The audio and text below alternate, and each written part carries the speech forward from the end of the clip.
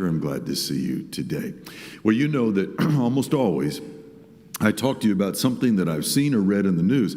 I want to begin today by telling you two stories that I've seen in the news, and they will seem to you to be completely unrelated, but I promise you, if you'll just hang with me for a minute, we're going to tie them together in just a bit. Now, almost the last time that we were together before the pandemic, I told you a little story about the fact that I finished high school up just outside of Chicago, Illinois.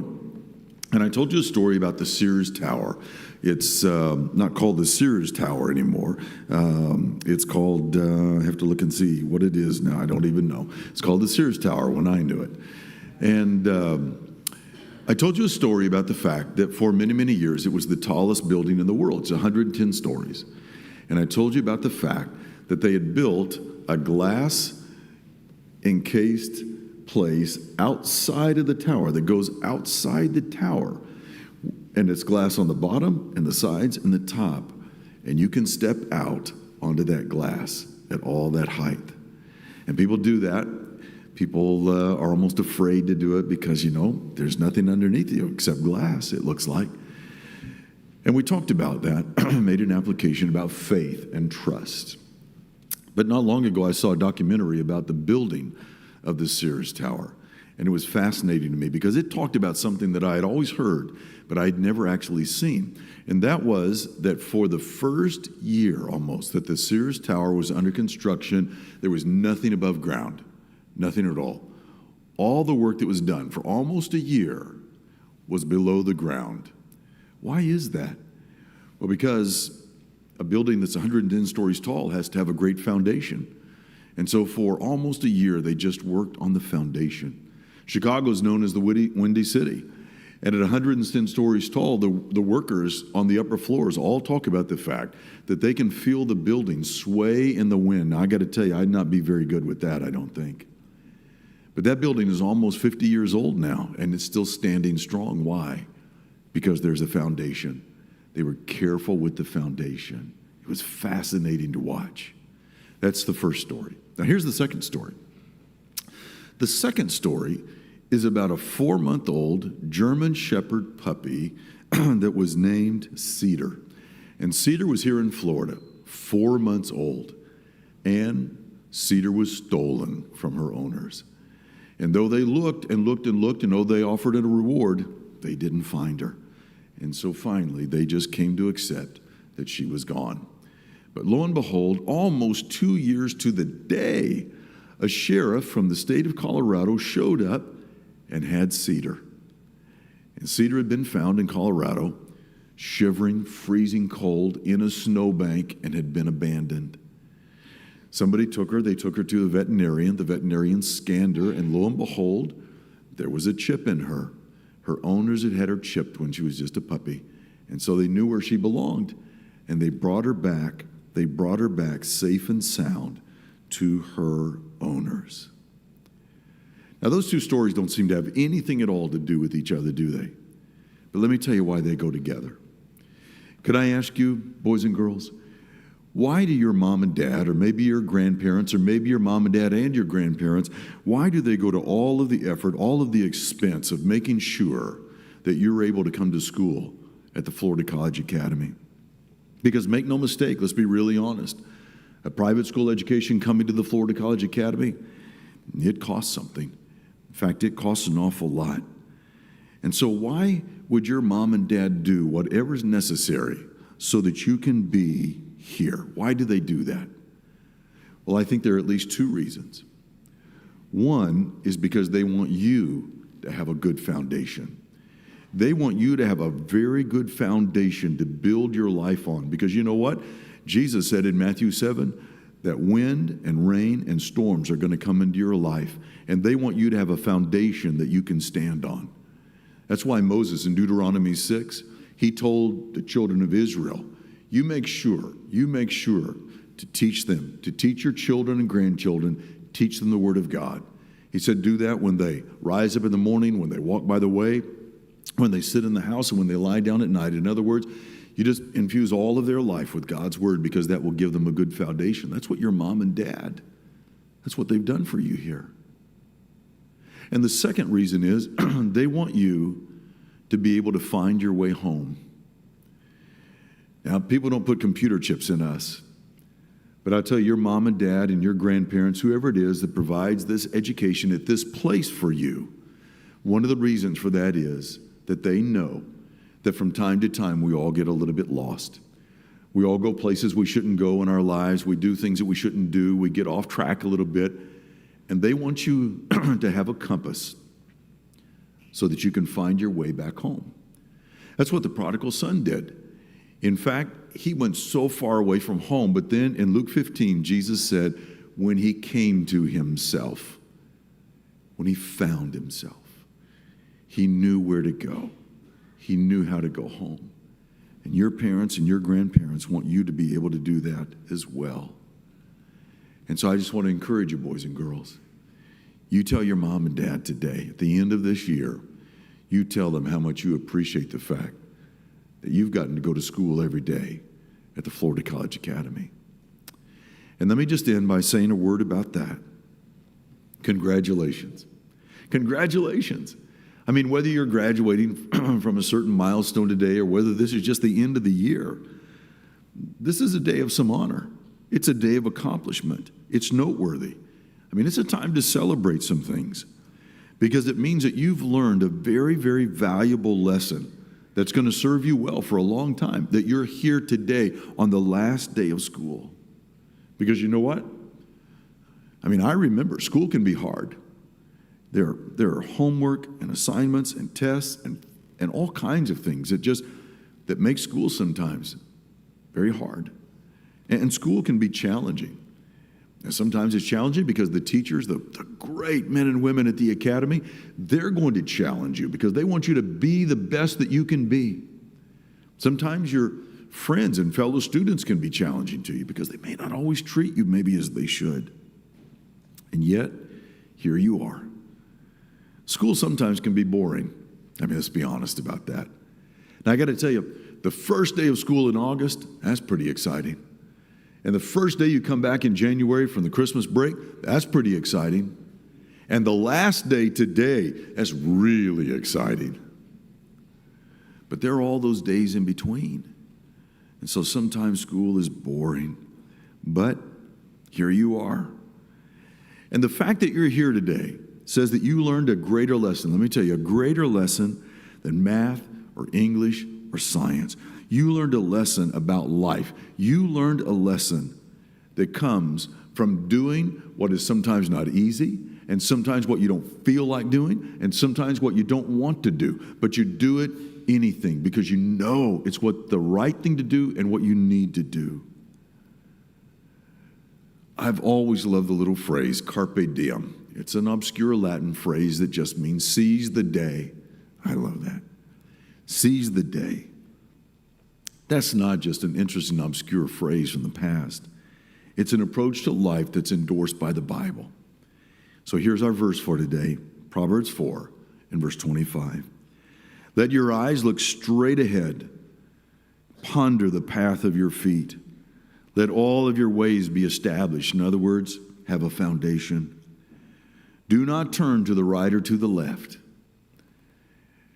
And what the wise Solomon is saying is, listen, once you start on something that's good, make sure that you stay with it. When I was a boy, I was taught this phrase, the world belongs to the disciplined. I've always tried to remember that. Anybody can quit, but here you are today because you've learned that life lesson to seize every day. I can't wait to see you in August. Let's pray together.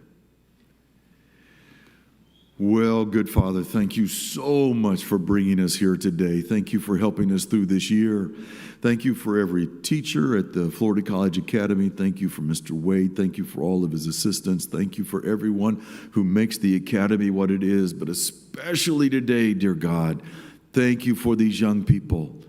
Thank you for these young people who did not quit, who gave their best, who succeeded, for those who are going to graduate and those who finished a year and are going to be moving on. Oh, thank you, God, for the great life lessons that they've learned. Thank you for letting us be together today. Thank you, dear God, for easing the pandemic so that we can be together today, so that we can enjoy each other and love each other and share time with each other. You are such a good and great God, and we love you so very much, and we thank you that you love us. And we pray to you today in Jesus' name, amen.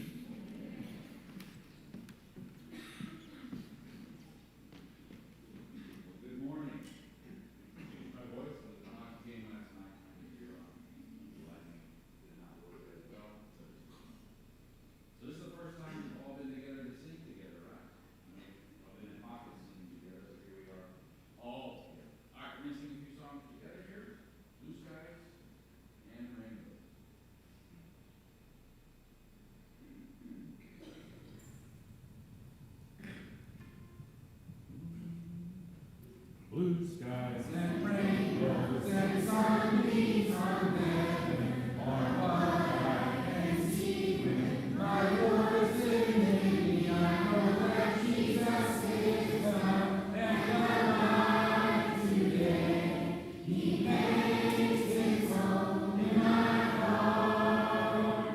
Nevermore will I be all alone and see. Promise me that we never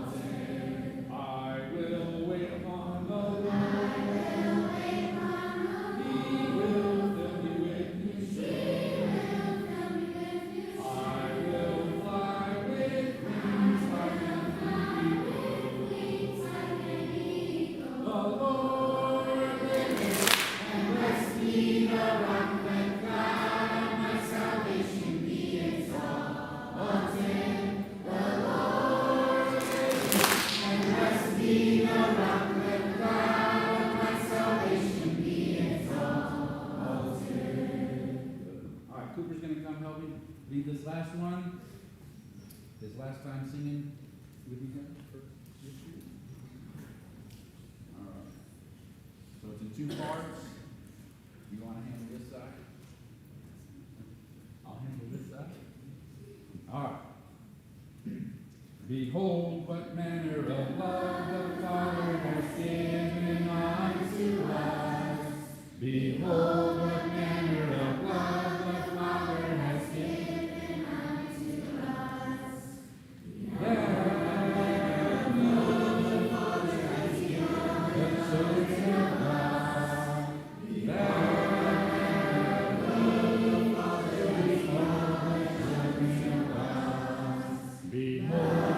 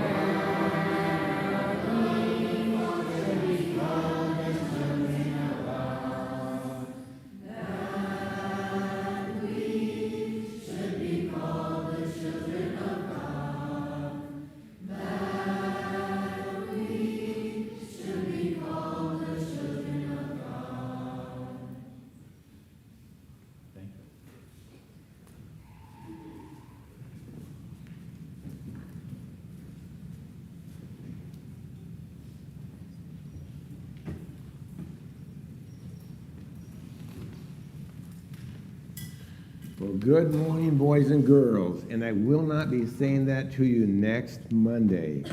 It'll even be a better morning. But good morning, our last day for school. And parents, grandparents, family, thank you for being here this morning. Thank you to honor our children, our students, your children. We look forward to what's going to be taking place in the next few minutes. But before we do that, we normally go to announcements. And before we go to announcements, boys and girls, there's something I've got to do. I think you left. No, he's not. Mr. Truex is still here. Mr. Truex, thank you. 1, 2, 3. Thank you, Mr. Truex. Always. Thank you, Don. Mr. Hollis, that'll cover both of them. Thank you. 1, 2, 3. Thank you, Mr. Hollis. All right. Thank you, boys and girls. Now, it never goes well on this last day. They just go quiet. You know, when there's that one question you're hoping the teacher doesn't ask you, and you put your head down and hope they call in someone else? Well, this is what happens to the teachers on this particular day with the parents present. I normally say, time for announcements, and they raise their hands. But normally on this day, they all go like this. So let's find out what they're going to do, okay? Because they're not much different than you. They're just taller. Okay, teachers, time for announcements.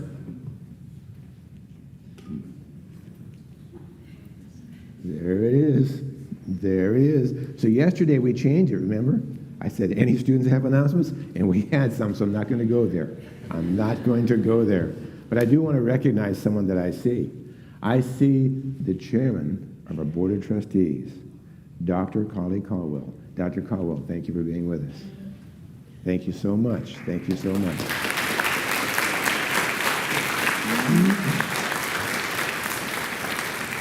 We have another one that stays hidden in the pack because he's a parent. So, Chase, thank you so much.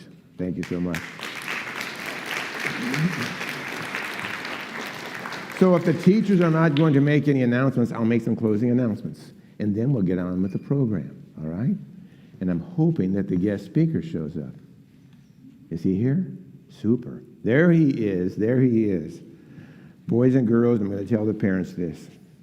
We went into the summer, and at the school, as well as every other school in the state, we kept getting memos, edicts, advice, and the volumes of information literally filled notebooks. And I started keeping a notebook. And I started looking at this, highlighting this, marking this, thinking, what are we going to do if we're going to be here in the fall because of COVID? And it just got more volumes and more volumes. Took up more space and more space. And I finally realized that I really was not preparing the school for the students and teachers. I wasn't doing it. I was getting bogged down with paperwork from everyone around the world with advice. And it just sort of kept me right there, not moving. And I finally had to just put it all away. Put it all away. And just say, let's just use some common sense and good judgment.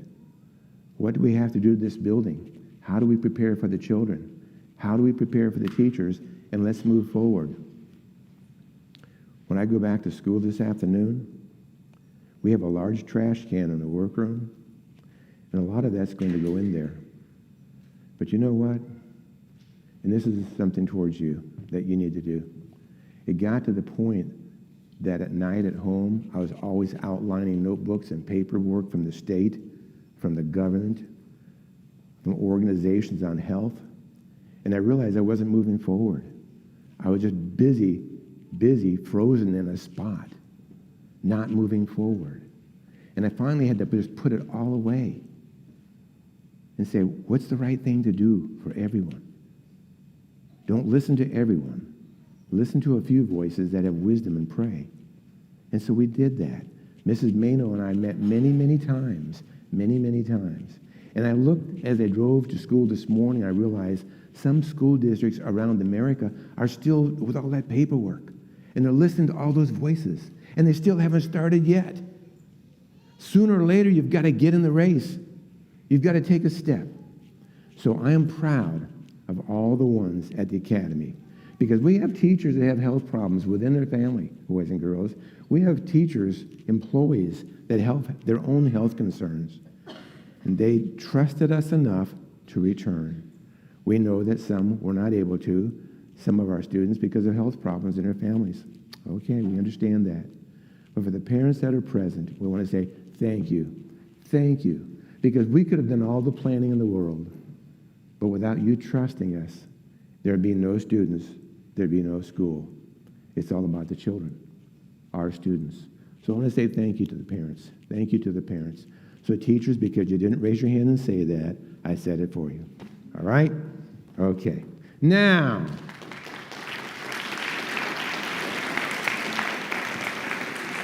we've got to close out chapel because the guest speaker's got to get up here for the program because he's got to get to work. They gave him a pardon to slip away for a few minutes, and I don't want to violate that. So don't come up yet. We've got to close out chapel, but then we're going to get him up here. I need one student to help with the pledge of the flag. I look around the audience, and I'm thinking, all those hands are going up over there, and the hands are going up over here. But I'm going to call on one person. Jayla Love, come on up here.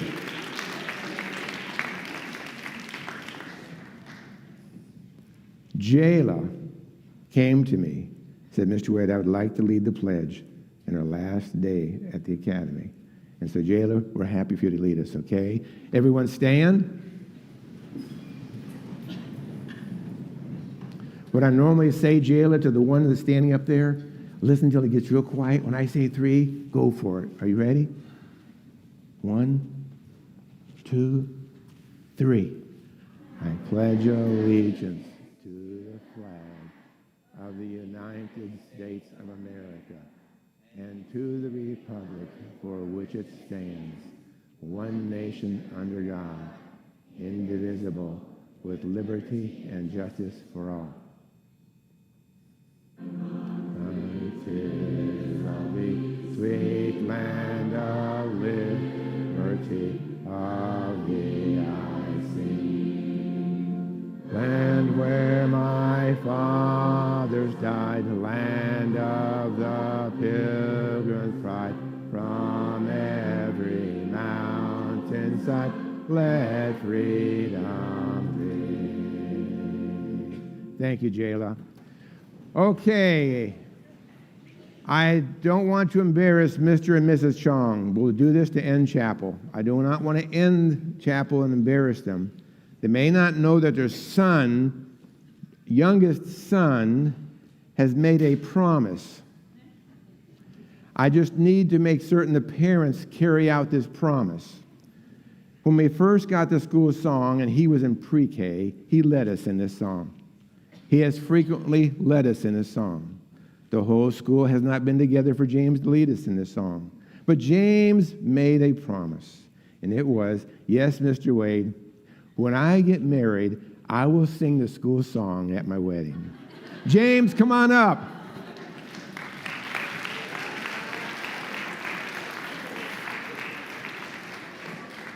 This is not your wedding. This is practice, James. It's just practice. Not a game, it's just practice. All right, James, take us there. More than just a friend, a school more than just a rule. Where is a child more than just a child? A school more than just a school.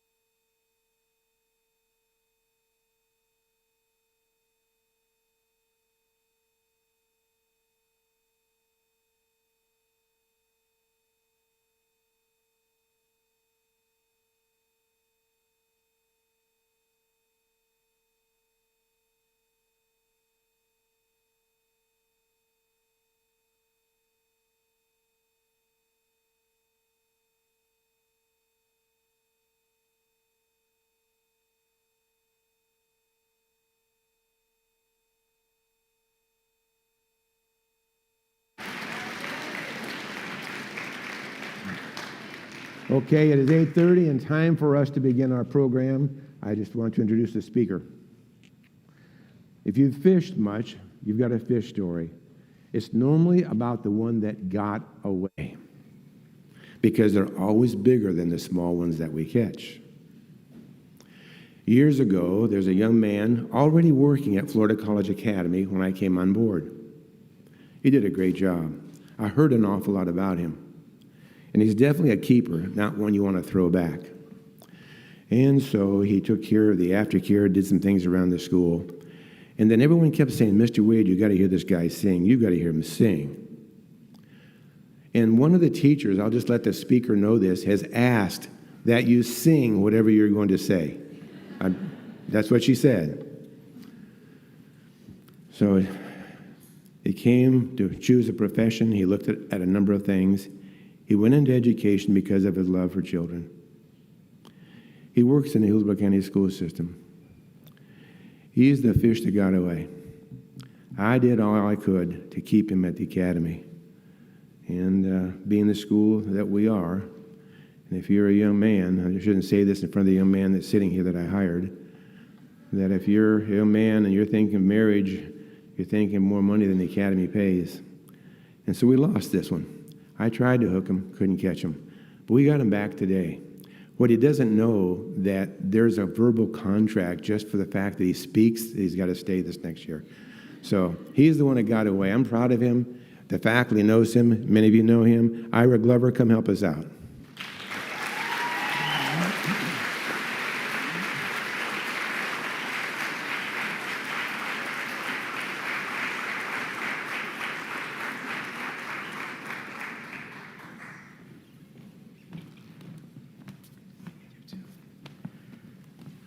Good morning. Well, let me try that again. It sounds like I'm the only one in here. Good morning. Here we go. All right, I got to get my cheat sheet here, so don't mind me. Again, it is great to be with you today. I am stealing some time away from my students. Even though I convinced them that this was a good thing, they still weren't so fond of the idea that I'm away. So I'm going to do what I can to make them proud and also give you some of the thoughts today. So as Mr. Wade said already, I am a student success coach in Hillsborough County Schools, and I serve at Franklin Boys Prep. So if you ever heard of that, definitely stop in and see us sometime. But just to give you some thoughts about where I'm going today, I want to speak to you all about mindset. Okay, so as humans, we use several different mindsets, but there are two main ones that stand out. And the first is called a fixed mindset, and that is the mindset that failure is unchangeable and it stops the process of success. And then there's the growth mindset, and the growth mindset means failures are looked at more as just a temporary change that allows you to get to success. So with that being said, I attended here at Florida College, as Mr. Wade has told you already, but some of the things that I got involved in terms of the social aspect did not help me as much. So yes, I learned a lot of things, made a lot of lasting memories, did a lot of things on the performing side, but some of the decisions I made weren't quite where they should have been. And so that day came when I heard, "Get out." Now, understand, they didn't say it just like that because they said it much nicer. However, in my brain and in my mind, that's how I processed it. So it was at that point that I began to take on the fixed mindset. And when I took on the fixed mindset, it put me in sort of a mundane state where I still went to things. I still went to church. I did a lot of extra things. I worked, but I was still fixed. I was stopped. There was a big boulder in front of me that I just did not think could move.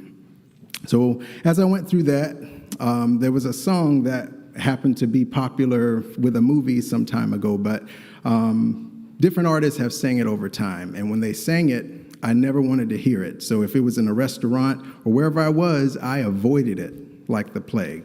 And I did not want to hear it until the particular day it came on. It was on the radio. I think I was going to work, and I just didn't have the energy to change it, and I let it play.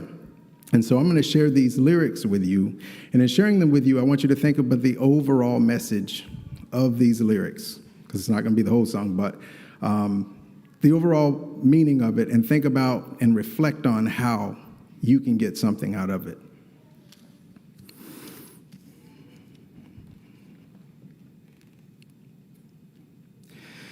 I used to think that I could not go on, and life was nothing but an awful song. But now I know the meaning of true love. I'm leaning on the everlasting arms. If I can see it, then I can do it. If I just believe it, there's nothing to it. I believe I can fly. I believe I can touch the sky. I think about it every night and day. Spread my wings and fly away. I believe I can soar. I see me running through that open door. I believe I can fly. I believe I can fly. I believe I can fly. So when I heard that, I thought to myself, thank you. So when I heard that song, it was at that moment that I realized my fixed mindset has stopped me from doing a lot of things. So hearing "Get Out" turned into more "Get out for now, but come back later." And that's what I did. So I came back here to prove to myself that I could do it. I came back here, not only did I get my associates, I got my bachelor's, and then I went on and got a master's. And now I'm considering going back to get a doctorate. So thank you. Thank you very much. So why do I tell you all of that? Well, it's for this very reason.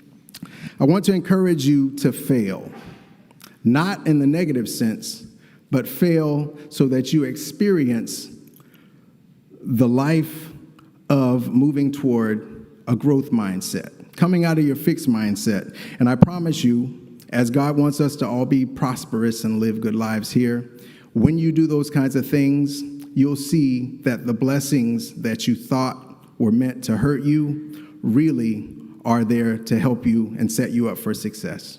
Thank you for your time.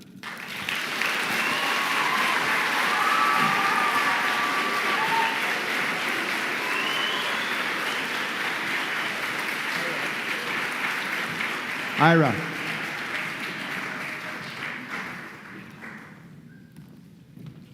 All those trucks and all you down and all you've overcome, I'm proud of you.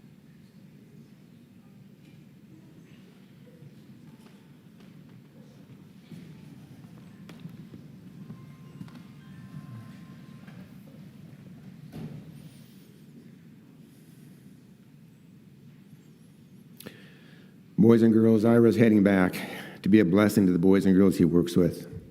I'm glad that he's there with them. I watched him during those years, and Ira found what he's capable of doing. Ira, what you don't know is that I'm the one that introduced the book by Carolyn DeWeck, Mindset, to the school system, and started doing trainings in that with the educators in Hillsborough County. So it came out of the office where I was working. That book was given to me, and we passed it on, and even the academy has used that book. Okay. There are some people that need to come up here and listen carefully. I'm going to sit down for the rest of the program, and you're glad.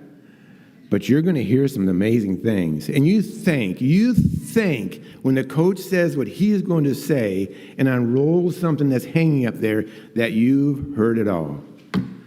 Nope, because Mrs. Mano usually says in chapel, or Mrs. Nunley, but wait. You wait until you hear Mrs. Mano.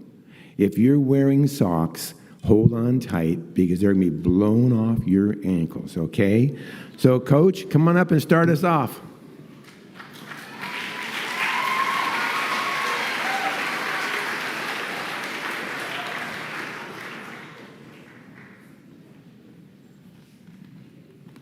Well, clearly there is an entire table.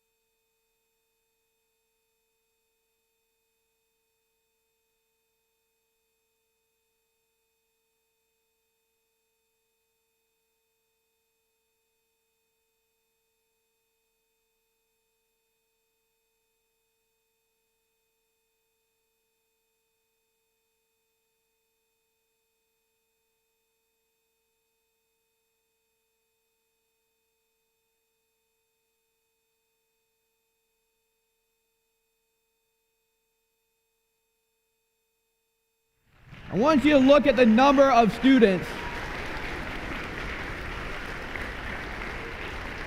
But wait. If you are a parent, no, keep standing. If you are a parent that helped coach one of our teams this year, please stand up.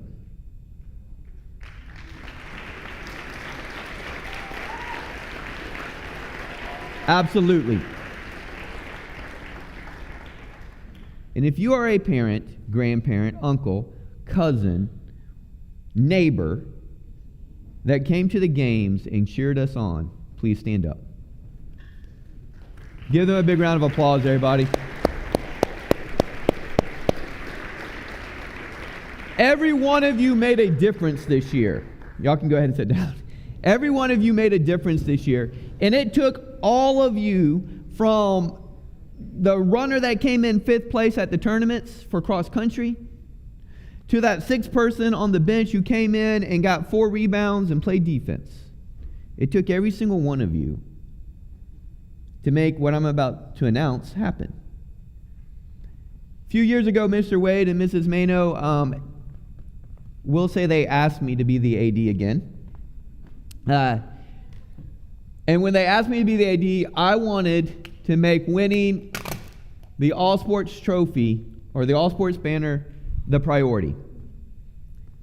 In the 20 years I've been the athletic director and part of TB Cal, I do not know of any school that has won it back to back to back until now.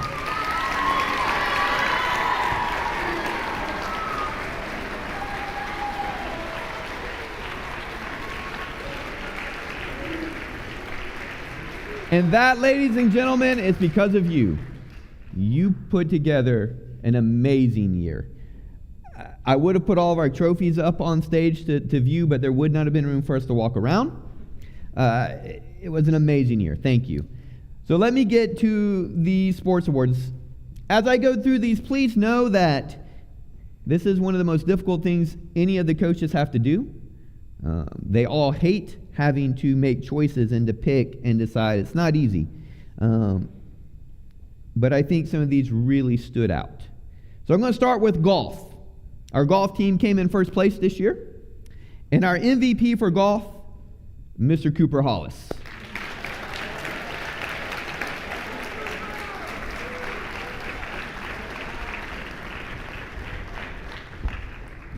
Thank you, my man. Take care. After golf, we have cross country. I'm going to try to get all of these in the right order. I hope I do. For K through 3, girls, cross country, Miss Brooklyn Friedman.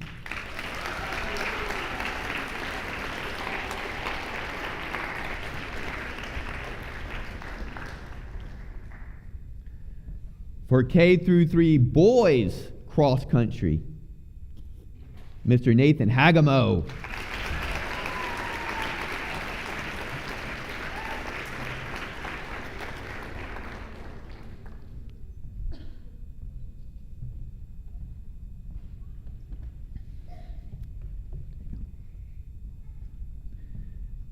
For boys, varsity boys cross country, MVP, Mr. Sawyer Murphy.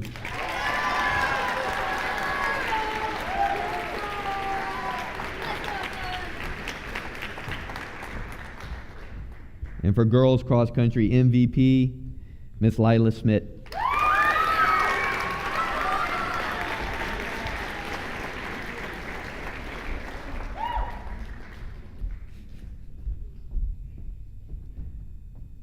All right, so girls soccer. We have 2 awards for girls soccer. We have defensive MVP, Miss Sydney Clark.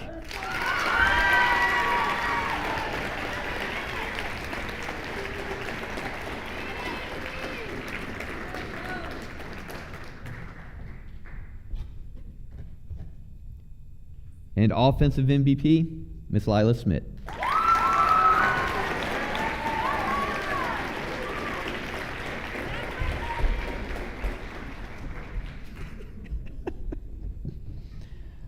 Okay, boys JV soccer. Defensive MVP, Jenny Olson.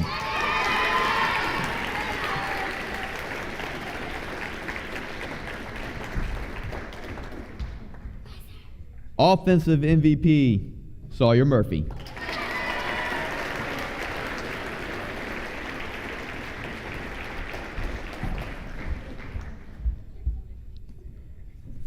Varsity boys soccer, defensive MVP, Skylar New.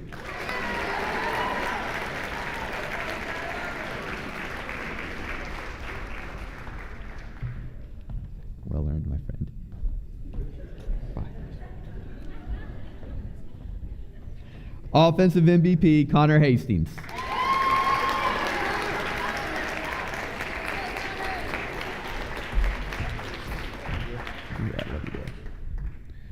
Okay. Moving on to flag football. JV boys, flag football, offensive MVP, Antrell Johnson.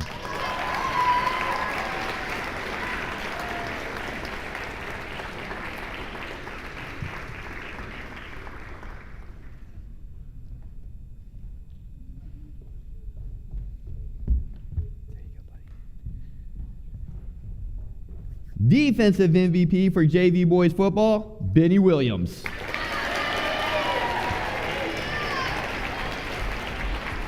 Should have just said Tank. Varsity boys offensive MVP, Cooper Hollis.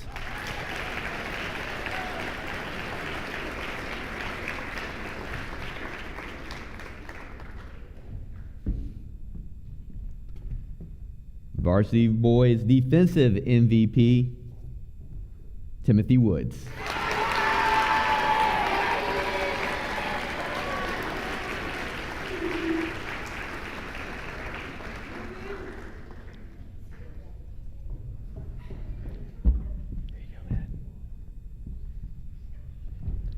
Girls flag football.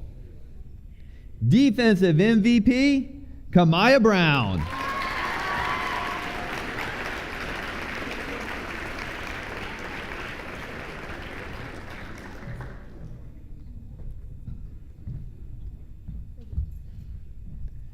Offensive MVP, Khalees Salters.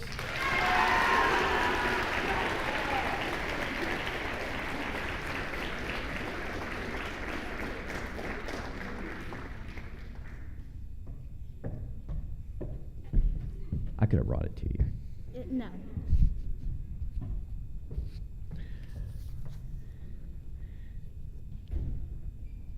All right, basketball. Before we go any further in basketball, I just need to tell everybody, if you don't know, all four of our teams made the tournament. One team took third place. 3 teams took first place. Very dominant year. And a very tough year to make these decisions. So, JV boys basketball, defensive MVP, Jenny Knowlton.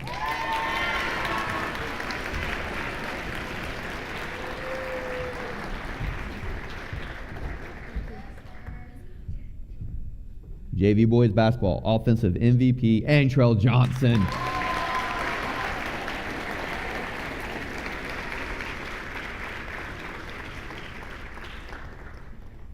This boys team was also undefeated this year.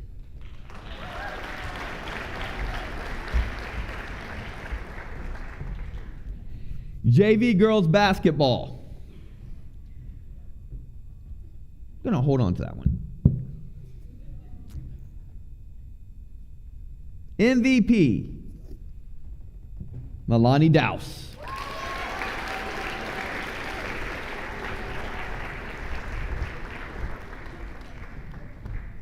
I will gladly bring it to you.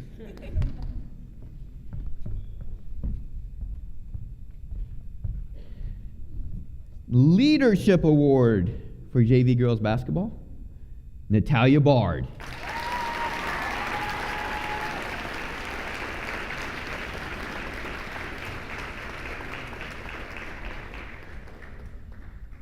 It's going to be a minute. She's stuck.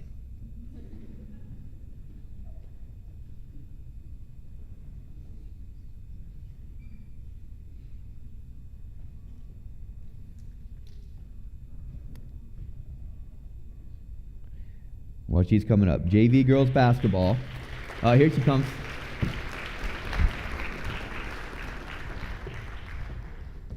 Well deserved. And then the Heart and Hustle Award for JV girls basketball, Maddie Mano.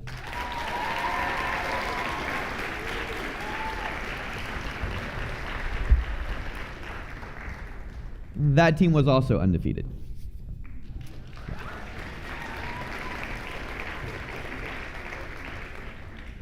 Varsity girls basketball, defensive MVP, Ava Edwards.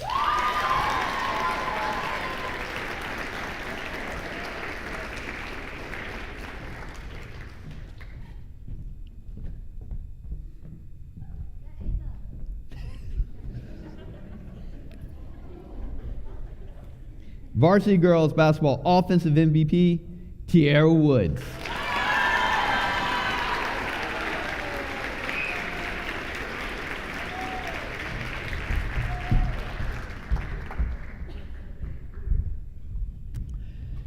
And varsity boys. Varsity boys basketball, post player, inside player, MVP, Mason Garth.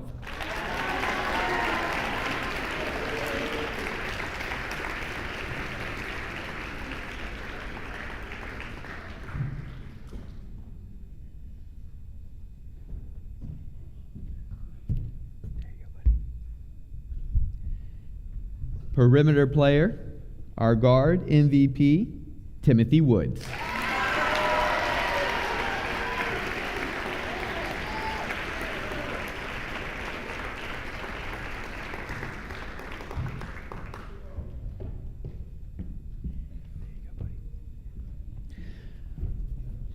Now for high school. High school, we only had basketball this year. Next year, we are hoping to start girls soccer and also possibly boys soccer, and then girls volleyball as well. But this year, just basketball. And so I would like to call the teams up. As I call you up to give you your letters, then I will do the MVP awards. In ninth grade, you know what? I'm going to do them all together so you don't have to come up twice. In ninth grade, Miss Tamara Bryant.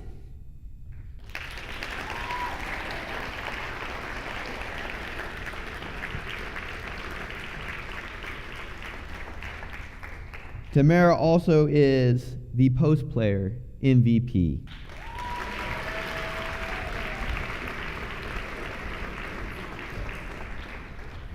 There you go. Thank you. Yeah, you can go back now. It's okay. Unless you don't want to. Miss Jayla Loved a Rose.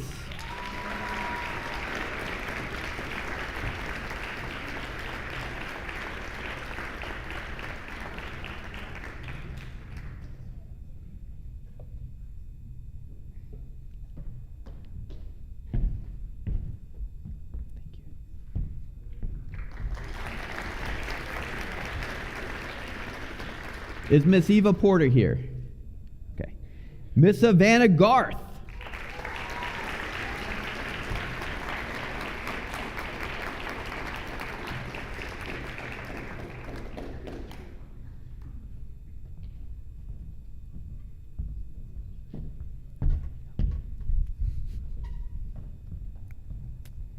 In 10th grade, Miss Adela Weaver.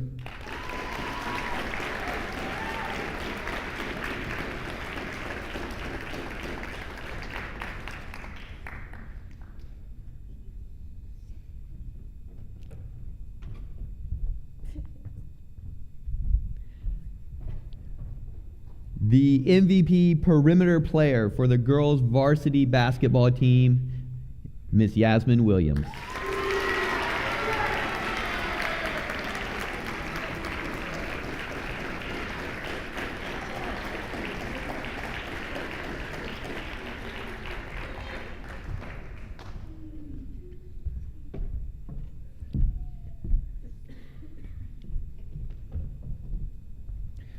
For the boys, 9th grade, Mr. Khalil Hargrove Collins.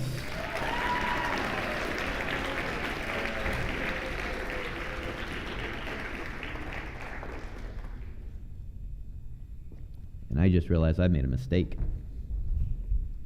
There you go, Khalil. Thank you, buddy. I made a mistake, and I apologize. 10th grade, Miss Kira Longstreth.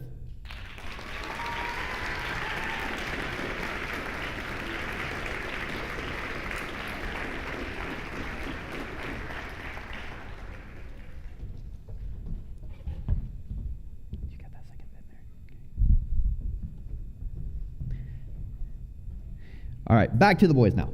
In 9th grade, Mr. Landon McClellan.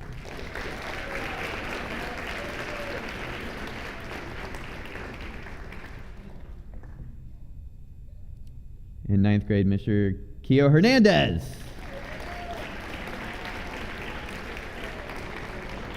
We will go on to 10th grade then. All right, in 10th grade, Mr. Jackson Diaz.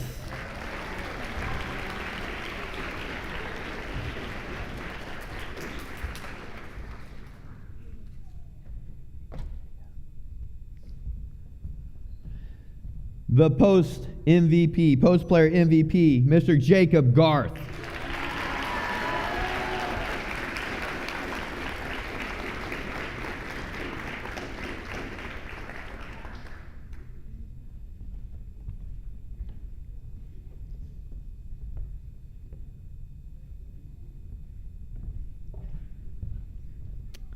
and the perimeter MVP for the high school boys basketball team, Mr. James Chong.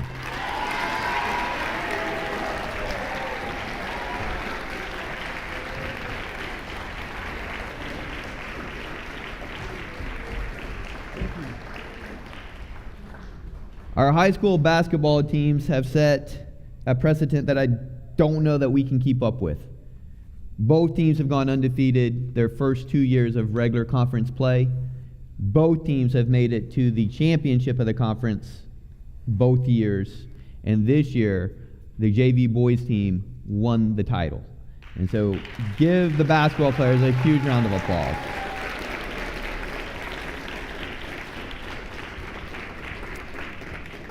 I am supposed to introduce the next speaker. I don't think she needs any introduction. If you do not know Mrs. Mano by now, you haven't been at school.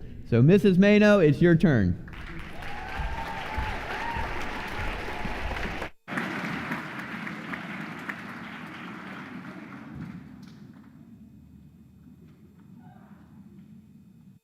Guys, that is absolutely amazing what we have accomplished athletically.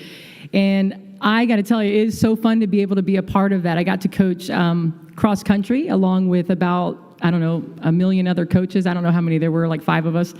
And then also JV girls basketball. And I got to tell you, it is so rewarding, just such a fun time. Guys, those of you, when Coach told you to stand up and it was about 2/3 of this auditorium, so impressive. So Coach, thank you, by the way. Thank you for all that you've done. So how about a round of applause for him?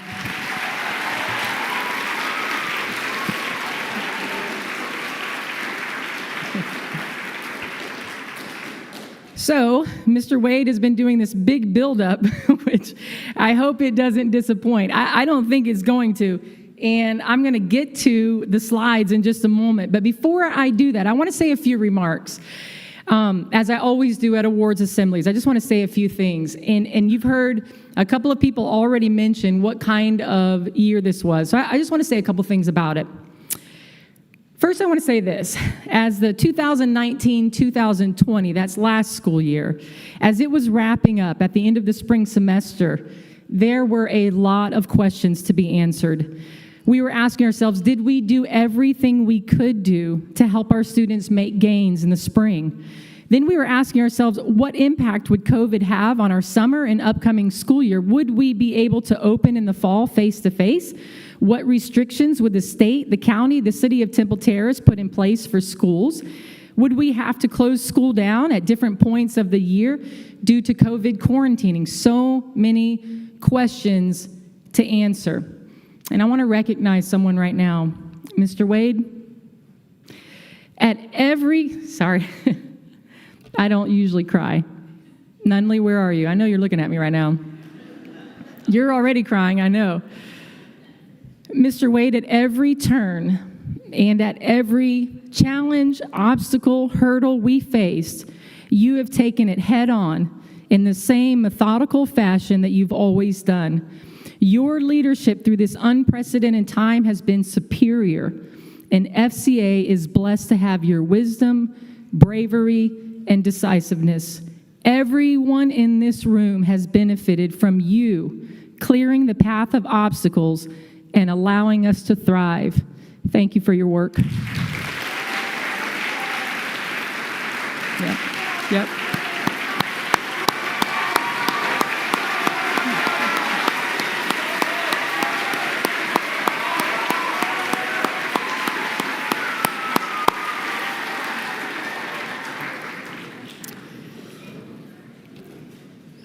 Well, as spring of last year rolled into summer, it became clear to us that the 2021 school year was going to create some unique challenges. There were uncertainties to face. We knew we would need to get creative in our instructional delivery model. And so I did what I always do when I need a creative idea. I called Mrs. Olson. I limited her to just 2 or 3 ideas, as anyone who knows Mrs. Olson knows you must do. We whittled our brainstorming session down to one idea that we thought could work, and the Friday online model was born. I told Mrs. Olson the night that we spoke that if the face-to-face Monday through Thursday and online on Fridays model didn't work, that I wouldn't tell anyone that it was her idea and I would take full responsibility. But if it did work, I would give her all the credit. Well, Mrs. Olson, it worked. And here we are on the other side of the apprehension and the uncertainty. Ms. Olson, thank you for your creativity. Thank you for your work.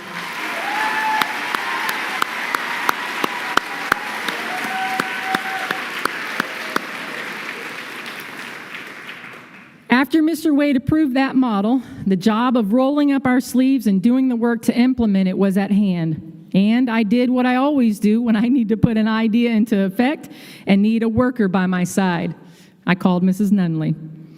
I told her all about the new plan and asked her to help me think through how all the pieces were going to fit together. And she went to work, thinking about all the details that would go into making this plan come together. Together, we tightened up the new instructional delivery model. And one of those pieces was that we would need to allow for some on-campus students on Fridays. So we recruited Miss Jones, Miss Sarah, Miss Amy, Miss Smith, Mr. Sanders, and Miss Webb, along with Miss Nunley, to monitor the on-campus students on Fridays. They all did a fantastic job in a very unusual setting. Thank you all for your work, and thank you, Mrs. Nunley, for helping bring this plan into fruition.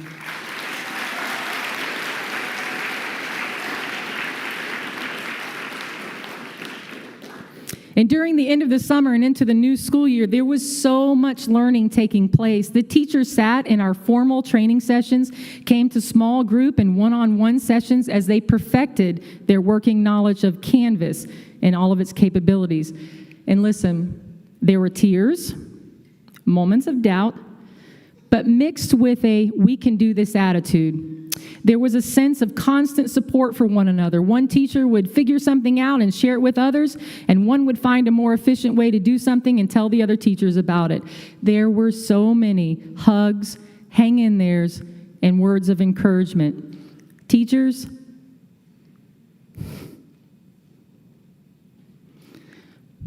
you have come miles since last summer, and you've carried the heavy load of what we were trying to accomplish, and you finished the journey. You made the 2021 school year not only work, but you made it possible for our students to thrive. In a year where many schools across our nation never reopened face-to-face, and students across America lost precious instructional time, our students soared. Teachers, thank you for your work.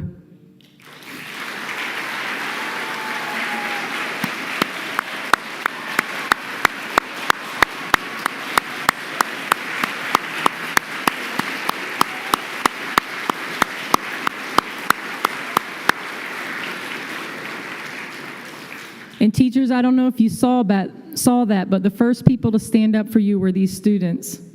I want you to know the impact that you've made. And I want to say to our support staff, you've been the extra arms that held everyone up when they were weary. The details you attend to and the way you fill in wherever you are needed is much appreciated. You all wore many hats and supported the parents, students, and teachers in a trying year. Thank you for your work also.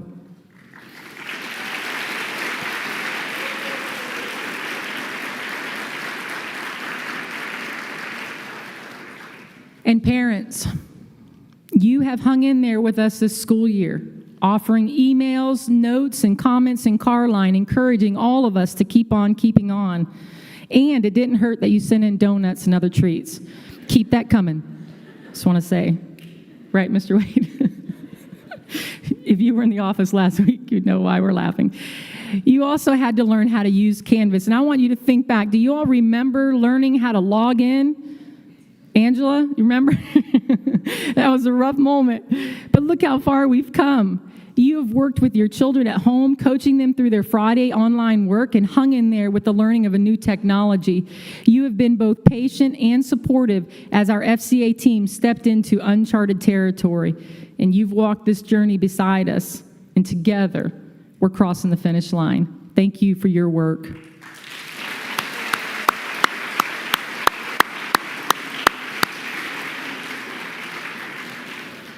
finally, students, I'd like to brag on you for just a moment. You came back to school this year to find no in-person chapel, lunch in your homerooms, no grouping of desks together, desk or death shields, as sometimes they were called in every class, and let's not forget the masks. You bore all of this with a willingness to adapt and a positive attitude. You learned Canvas quickly and rose to meet the expectations of your teachers as you worked online on Fridays. And Mr. Wade and I kept commenting at the beginning of the school year how few discipline issues we had to deal with. Your behavior through this unique year has been exemplary. Not only have you had great behavior, you have also worked incredibly hard academically and given us your best. You continue to surpass our expectations. Students, thank you for your work.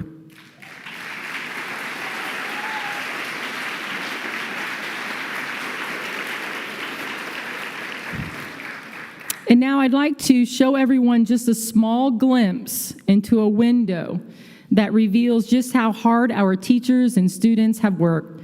I'd like to share some academic successes from 2021 school year, starting with 10th grade. Everyone in here knows that we take the MAP assessment starting in 2nd grade and going all the way through 10th grade. And what you may not know is that all of the teachers use a chart that shows us where our students should be. We just call it a norm chart.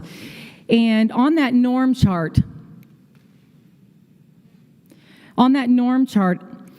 you get to the very bottom of it, and it shows a line for 12th grade, for math, for reading, for language usage, and it shows you where students should be at the end of 12th grade.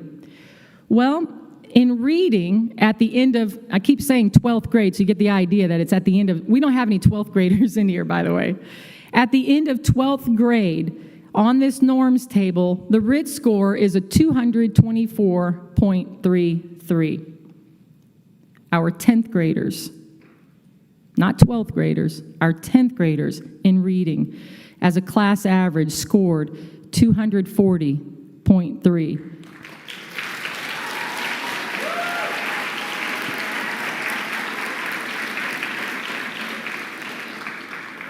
In math, at the end of that same chart, at the end of 12th grade, students are supposed to be at a 234.19. Our 10th graders, 248.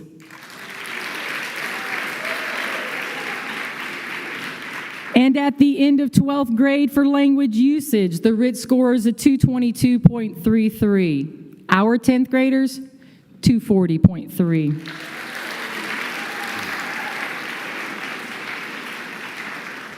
They're not the only ones. In 9th grade, our students scored post-high school reading, post-high school math, post-high school language usage. And our highest RIT score in 9th grade, remember the end of 12th grade was a 234. Our highest RIT score in math in 9th grade was a 271.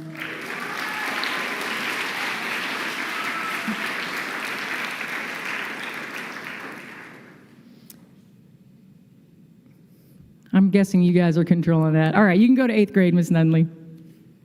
8th grade. You know, on the back wall in our cafeteria, we have part of our mission statement, FCA. And on the A, it's 2 years as a class average above grade level.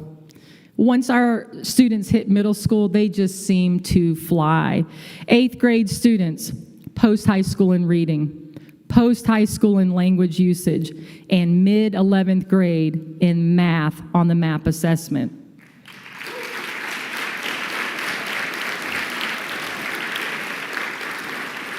But we just keep going. We just keep going because we just go down and down and are seeing our students soar. 7th grade, above level in math, above level in language, mid-10th grade in reading.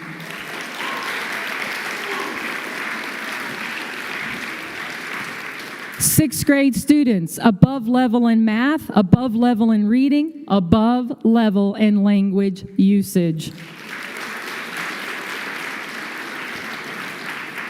Second through fifth grade, on or above level in every single subject. Most class averages averaging above level in MAP.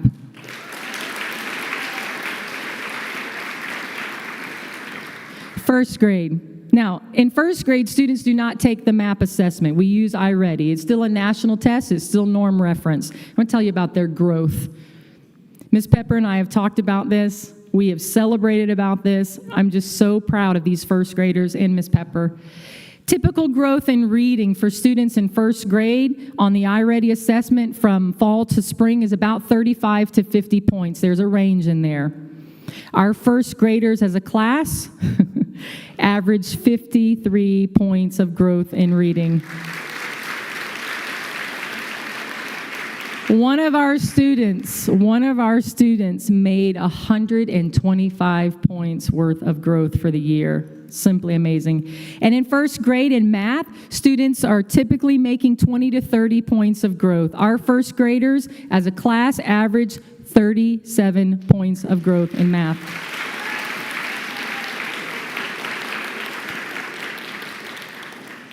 And kindergarten.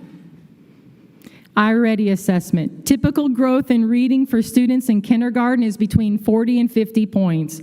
Our kindergartners as a class, this blows me away, average 62 points of growth in reading.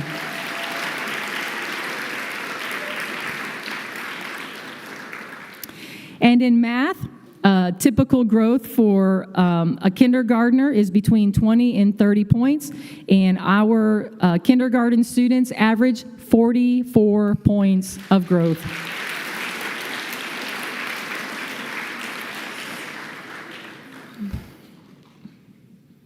I had someone ask me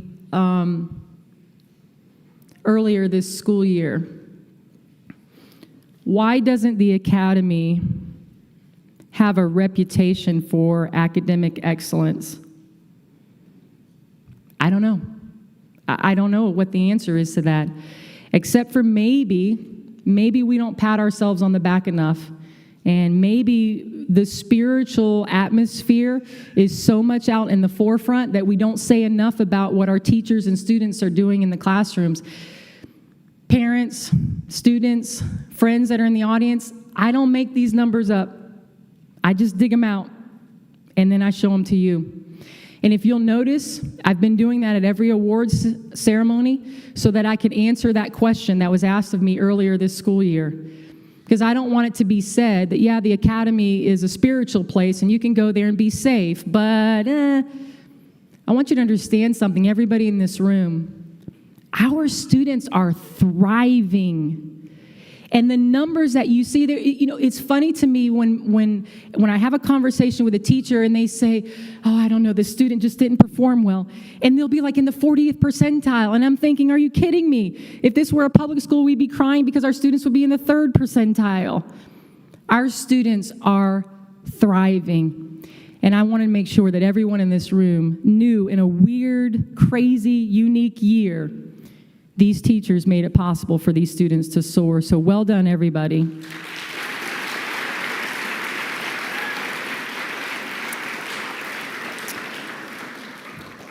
And now we'll move to the academic awards. So at this time, we'd like to recognize our students with some achievement awards. We're going to start with kindergarten, because we do have one kindergartner here. She already received her certificate, so I'm just going to say her name and then we can clap for her. But in kindergarten through 2nd grade, students can receive an award for perfect attendance. And we know that this year, certainly this year, that was not easy to do. And so we did have 5 students in kindergarten who received this award. And the first one, we'll just ask her to stand up and we'll clap for her because she's already gotten her certificate. In kindergarten, receiving perfect attendance is Samantha Reyes.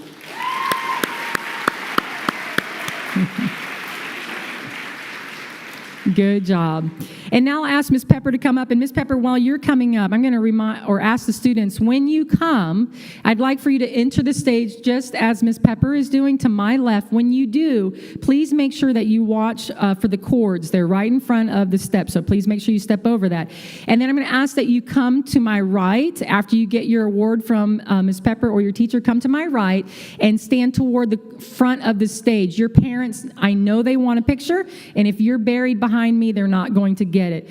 And parents, if you don't get a great shot, you can always come up after the program is over and have your child come up and place them wherever you'd like. Wasn't me. Okay, and so for perfect attendance for first grade, first we're going to recognize, and hold your applause for 1 second, we're going to recognize Ben Chilcote. If you would, Ben, come on up. And I want to recognize Ben for perfect attendance for the fourth quarter and perfect attendance all 4 quarters.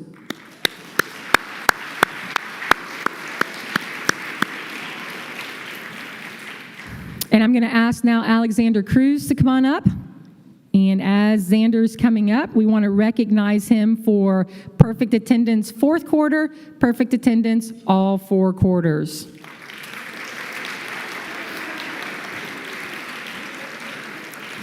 Jackson Donnell, come on up. We're recognizing Jackson for perfect attendance fourth quarter and perfect attendance all 4 quarters.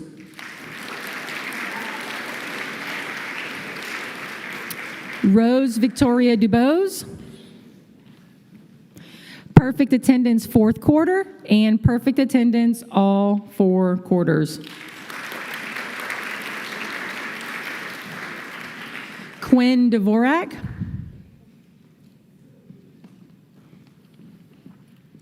we'd like to recognize Quinn for perfect attendance fourth quarter. Caitlin House,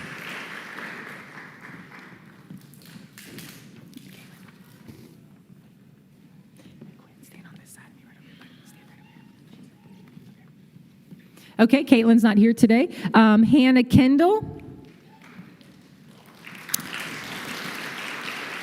And Hannah is receiving perfect attendance, fourth quarter.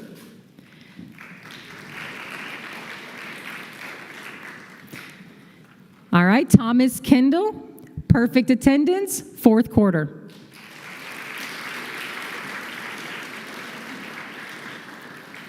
And Tia Woods, perfect attendance, fourth quarter.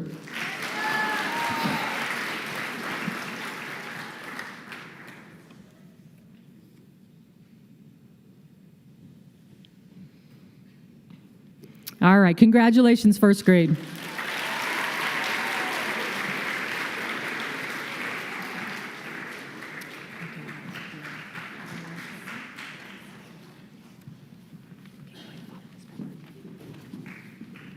And now for Miss Robinson's second grade class.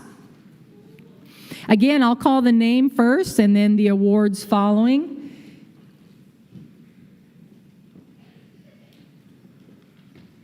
And second graders, please remember to step toward closer to the front of the stage so your parent can get your picture. Harmony Bankston, perfect attendance, fourth quarter. Perfect attendance, all 4 quarters.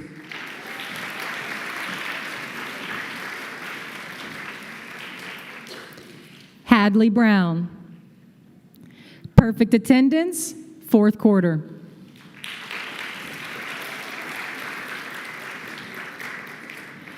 Jocelyn Camargo, perfect attendance, fourth quarter.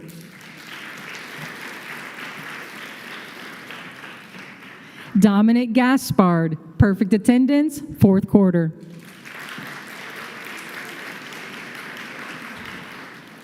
Hunter Murray, perfect attendance, fourth quarter, perfect attendance, all 4 quarters.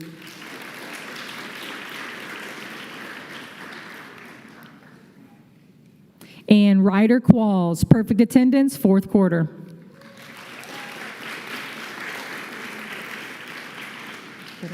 All right, thank you so much, and congratulations, second grade. And now for Miss Gorick's class.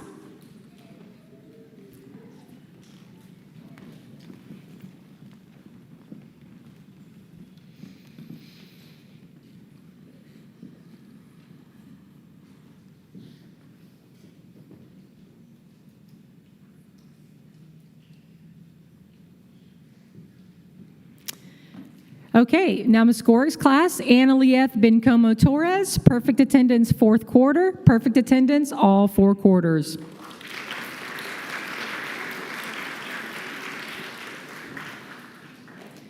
Micah John, perfect attendance fourth quarter.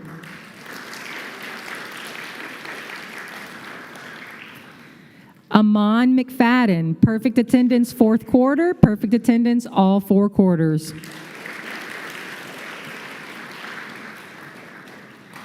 Dylan McMillan, perfect attendance fourth quarter.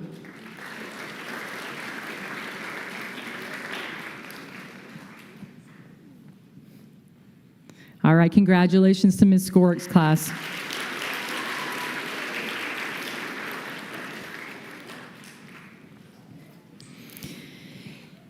And now we will move into third grade, which you know starting in third grade, our academic honors will also include honor roll and principal's honor roll, as well as perfect attendance. And so we will start with Ms. Stout's class.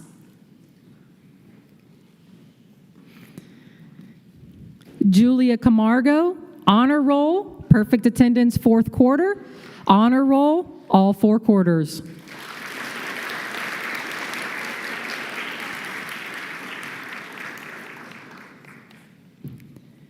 Abby Chilcote, principal's honor roll fourth quarter, perfect attendance fourth quarter, principal's honor roll all 4 quarters, perfect attendance all 4 quarters.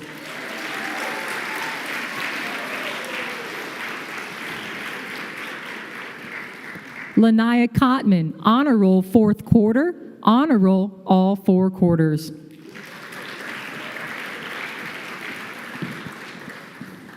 Ariana Dowse, principal's honor roll fourth quarter, honor roll all 4 quarters.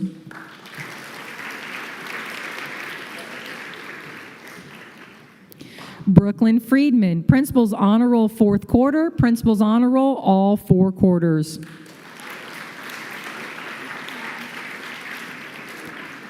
Chase Garrett, principal's honor roll fourth quarter, honor roll all 4 quarters.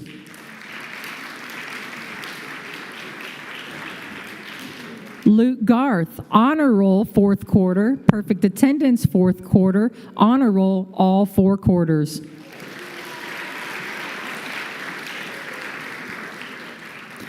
Sonny Greenlee, principal's honor roll fourth quarter, principal's honor roll all 4 quarters.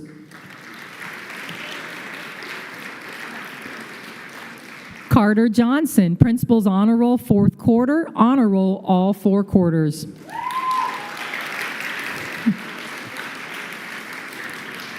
Levi Coons, principal's honor roll fourth quarter, principal's honor roll all 4 quarters.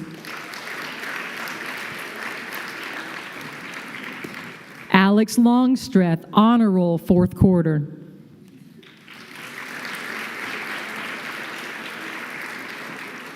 Shania Rutledge, honor roll fourth quarter, perfect attendance fourth quarter, honor roll all 4 quarters.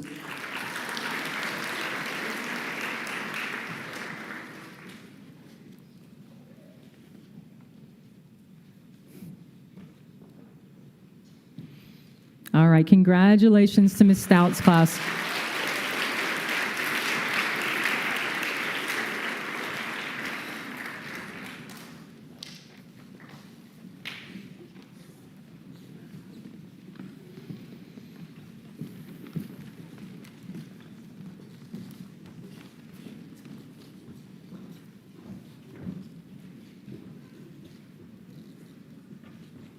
And now for Mrs. Greenlee's third grade class.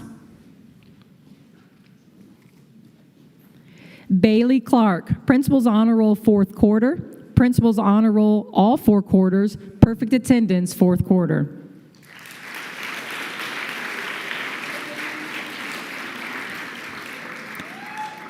Brandon Cooney, principal's honor roll fourth quarter, principal's honor roll all 4 quarters.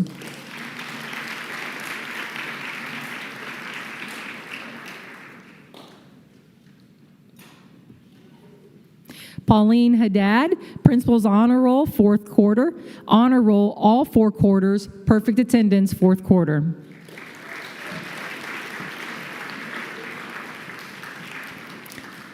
Nathan Hagamo, Principal's Honor Roll, fourth quarter. Principal's Honor Roll, all four quarters.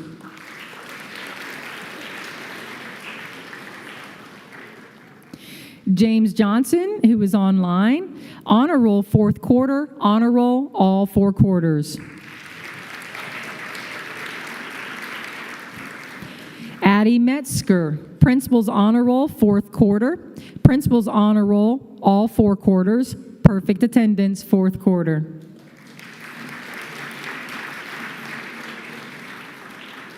Levi Murphy, Principal's Honor Roll, fourth quarter. Principal's Honor Roll, all four quarters. Perfect attendance, fourth quarter.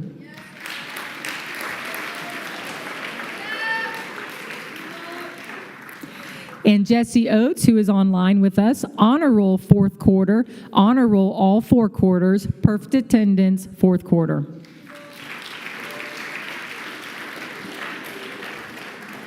Tucker Olenek, Principal's Honor Roll, fourth quarter. Honor Roll, all four quarters. Harper Olson, Honor Roll, fourth quarter. Honor Roll, all four quarters.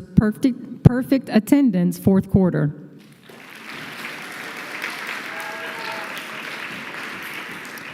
Palmer Olson, Honor Roll, fourth quarter. Honor Roll, all four quarters.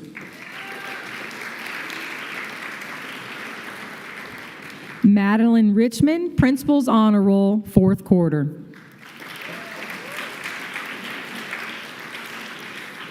Samaya Simmons, Honor Roll, fourth quarter. Honor Roll, all four quarters.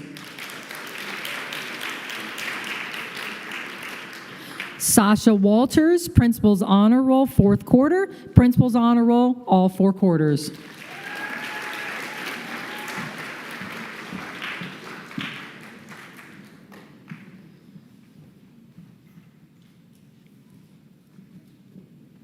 All right, congratulations to Mrs. Greenlee's class.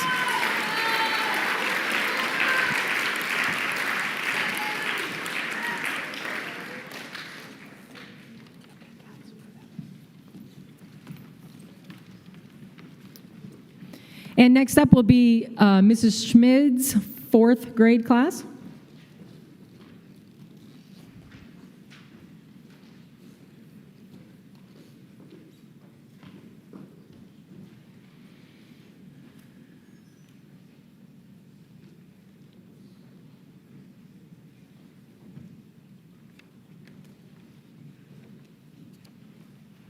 Okay, and we'll begin with Kaylee Bowles, Principal's Honor Roll, fourth quarter. Perfect attendance, fourth quarter. Principal's Honor Roll, all four quarters. Perfect attendance, all four quarters.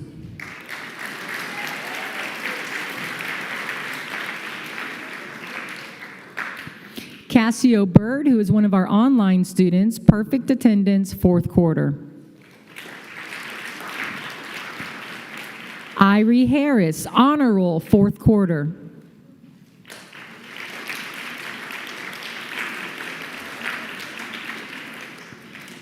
Addie Johnson, Honor Roll, fourth quarter. Perfect attendance, fourth quarter. Wait a minute. Sorry, Addie. I saw that there's two lines here. My mistake. Addie also is receiving Honor Roll, all four quarters, and perfect attendance, all four quarters.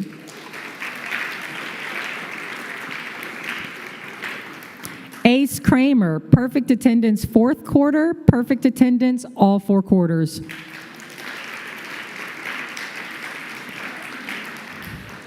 Ileana LaFleur, perfect attendance, fourth quarter. Brooke McClellan, Honor Roll, fourth quarter, perfect attendance, fourth quarter. Honor Roll, all four quarters, perfect attendance, all four quarters.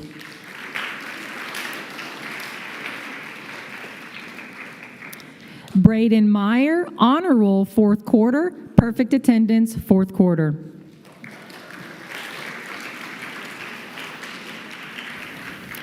Teddy Moore, Principal's Honor Roll, fourth quarter. Principal's Honor Roll, all four quarters.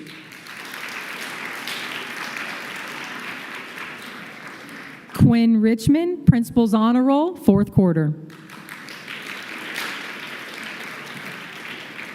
Deanna Skinner, Honor Roll, fourth quarter.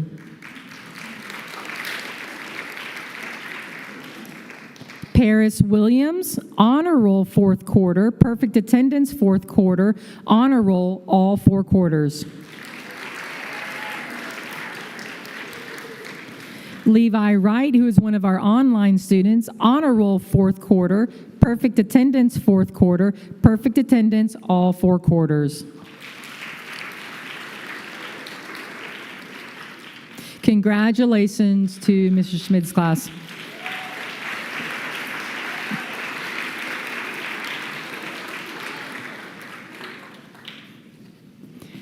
Next up will be Miss Gilliam's fourth grade class. Jumping the gun, Fannin. Eager beaver.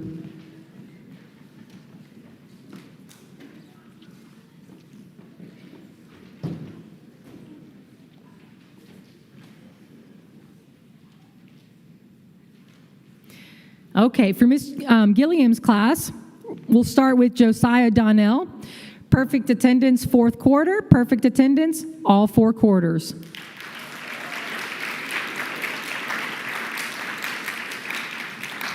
Layla Ford, fourth quarter honor roll, fourth quarter perfect attendance.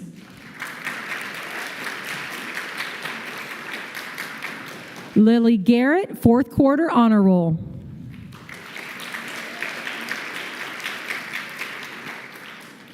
Neil Haynes, fourth quarter principal's honor roll, fourth quarter perfect attendance, and honor roll all four quarters.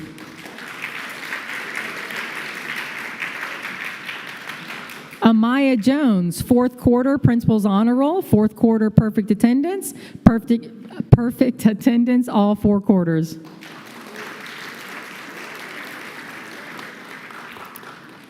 John Lang, honor roll, fourth quarter.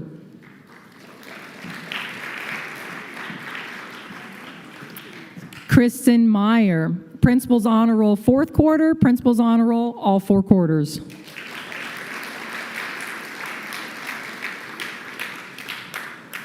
Amaya Muhammad, principal's honor roll, fourth quarter, perfect attendance, fourth quarter.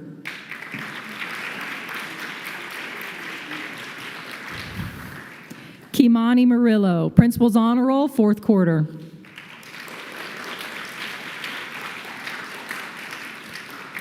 Hudson Qualls, principal's honor roll, fourth quarter, perfect attendance, fourth quarter, honor roll, all four quarters.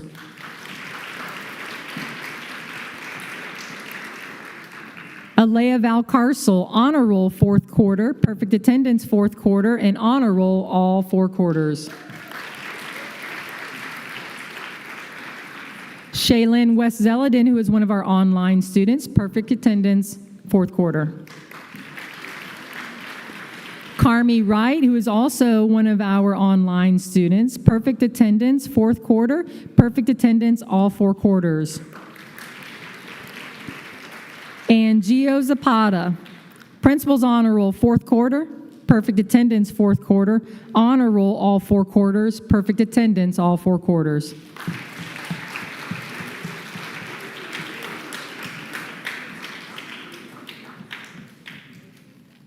Congratulations to Miss Gilliam's class.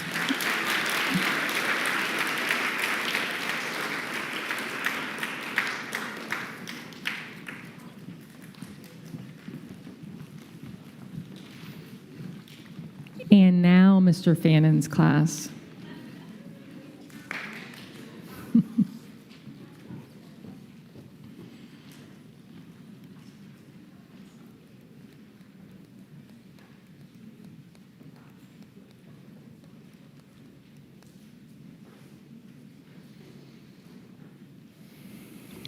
Okay, we will begin with Derek Anderson. Honor roll, fourth quarter. Honor roll, all four quarters. Perfect attendance, fourth quarter.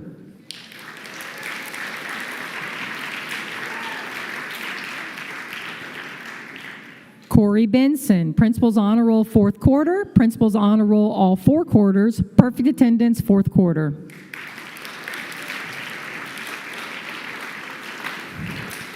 Leighton Blaylock, Principal's Honor Roll, fourth quarter. Principal's Honor Roll, all four quarters.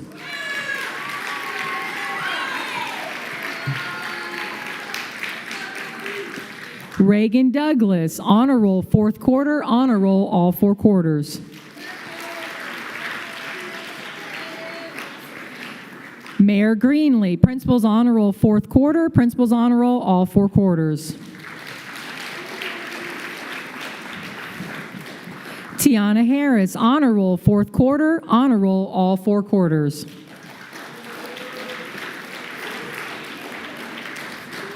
Cameron Harrison, Principal's Honor Roll, fourth quarter. Principal's Honor Roll, all four quarters. Carter Hayes, who's one of our online students, Principal's Honor Roll, fourth quarter. Principal's Honor Roll, all four quarters. Logan Henson, Principal's Honor Roll, fourth quarter. Principal's Honor Roll, all four quarters. Perfect attendance, fourth quarter. And perfect attendance, all four quarters.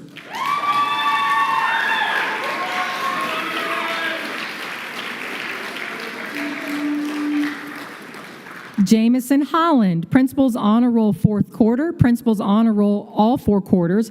Perfect attendance, fourth quarter.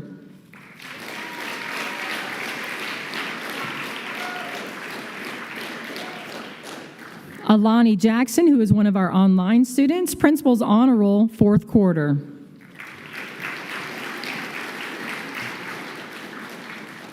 Samira John, Principal's Honor Roll, fourth quarter. Principal's Honor Roll, all four quarters. Perfect attendance, fourth quarter.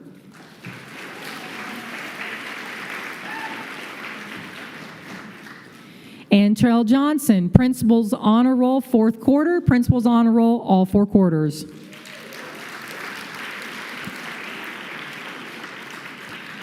Joshua Kendall, Principal's Honor Roll, fourth quarter. Principal's Honor Roll, all four quarters. Perfect attendance, fourth quarter. Perfect attendance, all four quarters.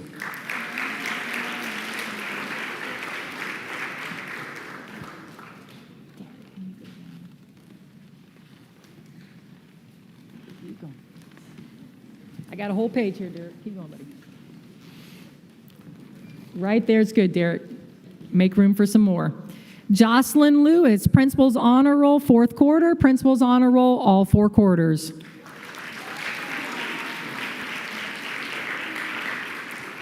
Chloe McLaughlin, Honor Roll, fourth quarter. Honor Roll, all four quarters.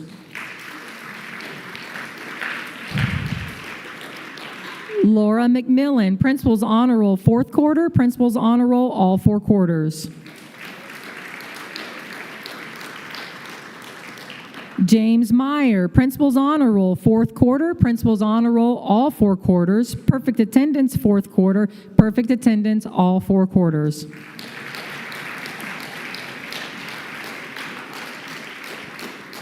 Cameron Smith Miley, Principal's Honor Roll, fourth quarter. Principal's Honor Roll, all four quarters. Colton Murray, Principal's Honor Roll, fourth quarter. Principal's Honor Roll, all four quarters. Perfect attendance, fourth quarter. Perfect attendance, all four quarters.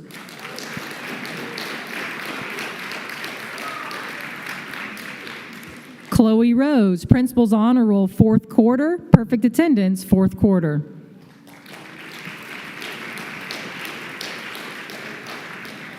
And Amani Sturks, Principal's Honor Roll, fourth quarter. Principal's Honor Roll, all four quarters.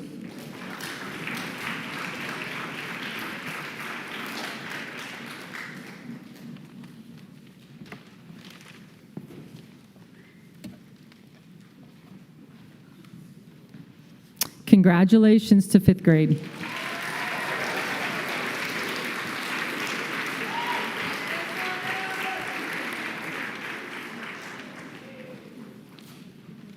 Next up, we'll have Miss Carter's sixth grade class.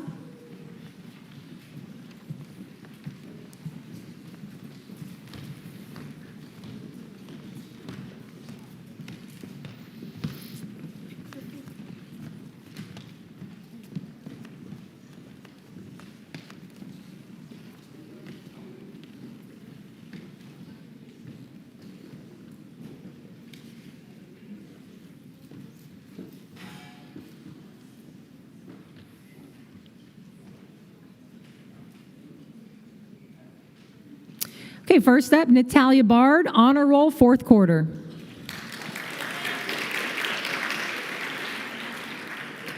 Asia Bird, who is online, had perfect attendance fourth quarter, perfect attendance all four quarters. Ashlyn Clark, Principal's Honor Roll, fourth quarter, perfect attendance fourth quarter, Principal's Honor Roll, all four quarters.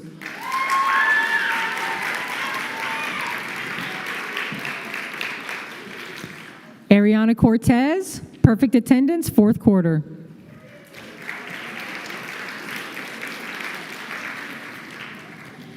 Corbin Edwards, Principal's Honor Roll, fourth quarter, perfect attendance fourth quarter, Principal's Honor Roll, all four quarters.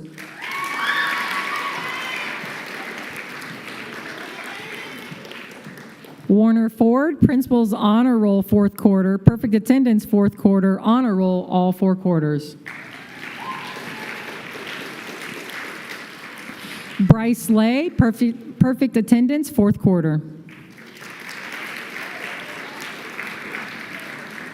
Sawyer Murphy, Principal's Honor Roll, fourth quarter, perfect attendance fourth quarter, Principal's Honor Roll, all four quarters.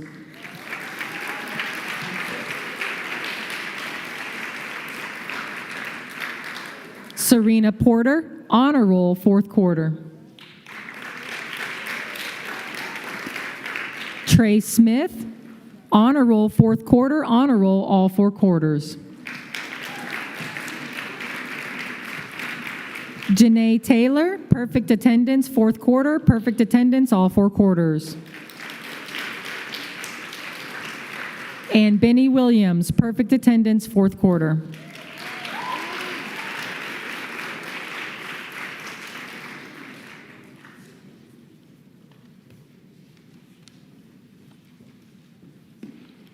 Congratulations to Ms. Carter's class.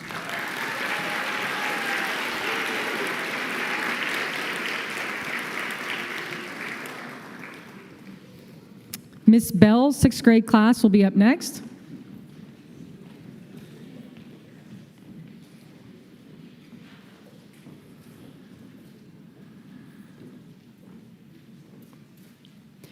We'll start with Serena Haddad, Principal's Honor Roll, fourth quarter, Principal's Honor Roll, all four quarters, perfect attendance, fourth quarter.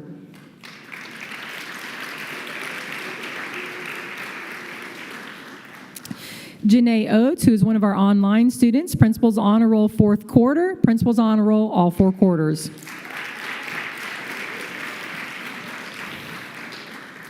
Jennings Olson, Principal's Honor Roll, fourth quarter, Principal's Honor Roll, all four quarters.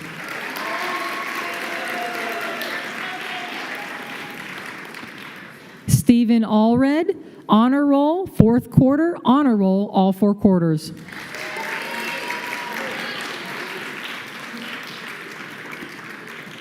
Alex Aristil, Honor Roll, fourth quarter, perfect attendance, fourth quarter.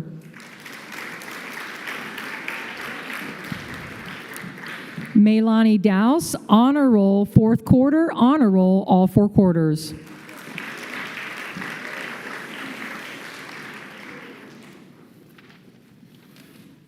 Bryce Howard Collins, Honor Roll, fourth quarter.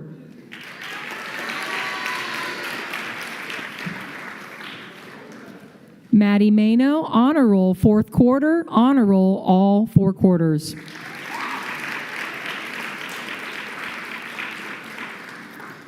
Brianna Maynor, Honor Roll, fourth quarter.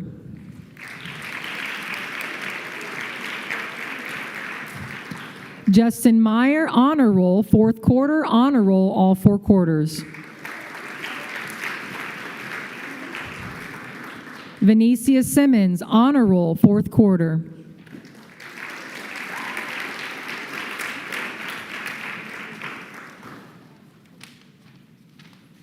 Janiyah Wright, Honor Roll, fourth quarter, Honor Roll, all four quarters, perfect attendance, fourth quarter.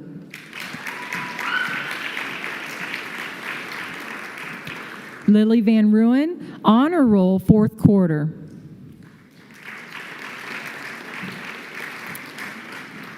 Silas Ward, Principal's Honor Roll, fourth quarter, Honor Roll, all four quarters, perfect attendance fourth quarter, and perfect attendance all 4 quarters.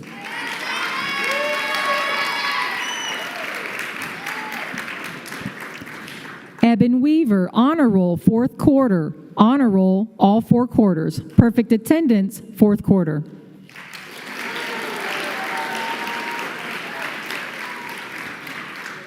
Braden Kelly, perfect attendance fourth quarter. Dexter Leverett, perfect attendance fourth quarter.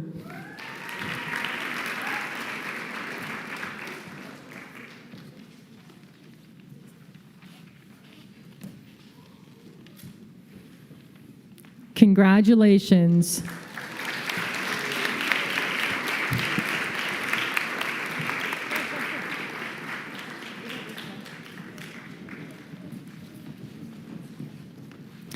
And now for Mrs. Garth's 7th grade class.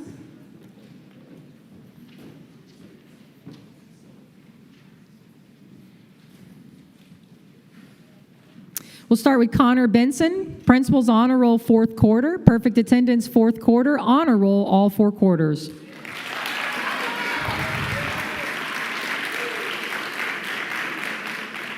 Sonora Henson, honor roll fourth quarter, honor roll all 4 quarters.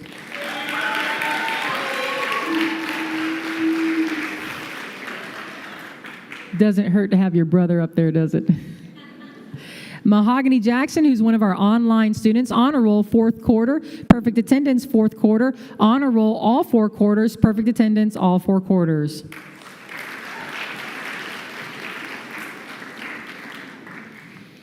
Titus Coons, principal's honor roll fourth quarter, perfect attendance fourth quarter, principal's honor roll all 4 quarters.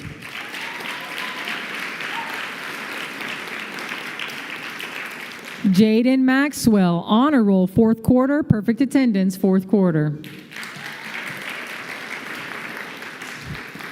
Kirsten Metzger, honor roll fourth quarter. Lila Schmidt, honor roll fourth quarter, honor roll all 4 quarters.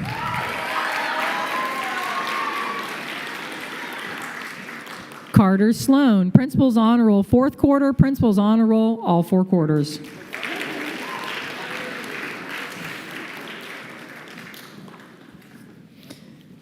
And congratulations to Miss Garth's 7th grade class.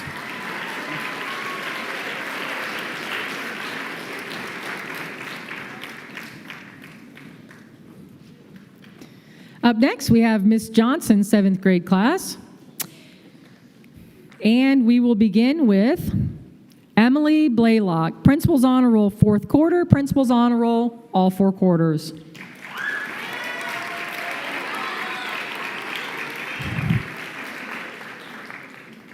Alan Bowie, principal's honor roll fourth quarter, perfect attendance fourth quarter, honor roll all 4 quarters, perfect attendance all 4 quarters. Maddie Grace Stillbeck, honor roll fourth quarter.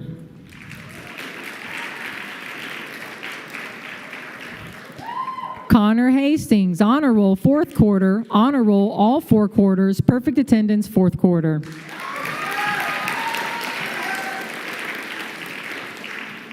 Lily Johnson, principal's honor roll fourth quarter, perfect attendance fourth quarter, perfect attendance all 4 quarters. Gavin Lewis, honor roll fourth quarter, honor roll all 4 quarters. Reese Mano, perfect attendance fourth quarter.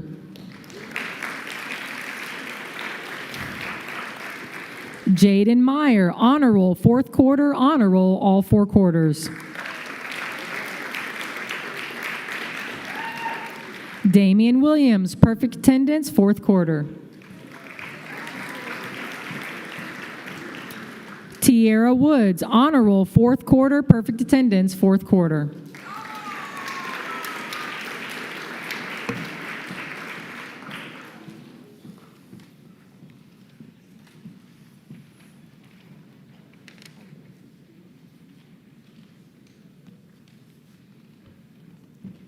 Congratulations to Ms. Johnson's 7th grade class.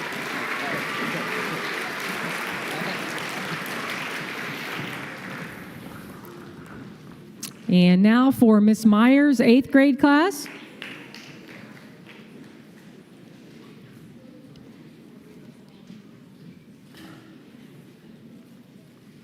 We'll start with Sydney Clark, Principal's Honor Roll 4th quarter, Principal's Honor Roll all 4 quarters.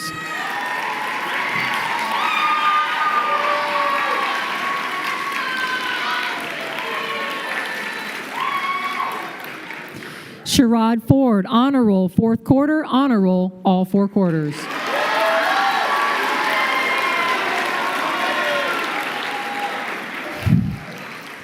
Cooper Hollis, Principal's Honor Roll 4th quarter, Principal's Honor Roll all 4 quarters.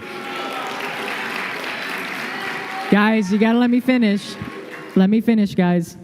I'm gonna start that one again. Cooper Hollis, Principal's Honor Roll 4th quarter, Principal's Honor Roll all 4 quarters. Perfect attendance, 4th quarter, perfect attendance all 4 quarters. Now. Jonathan Knight, Honor Roll 4th quarter, Honor Roll all 4 quarters, perfect attendance 4th quarter, perfect attendance all 4 quarters. Haley McClellan, perfect attendance 4th quarter, perfect attendance all 4 quarters.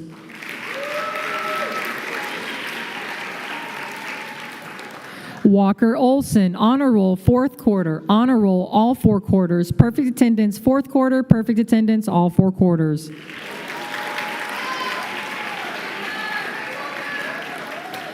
Theo Romero, Honor Roll 4th quarter.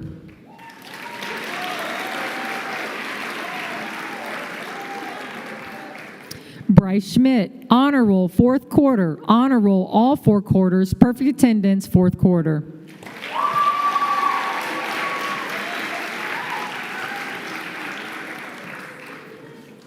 Thessaly Weaver, Honor Roll 4th quarter.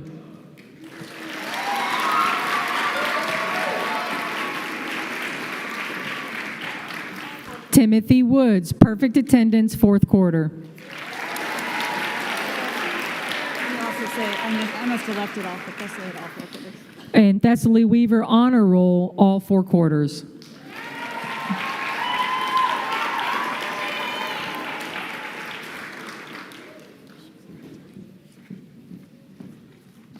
Congratulations.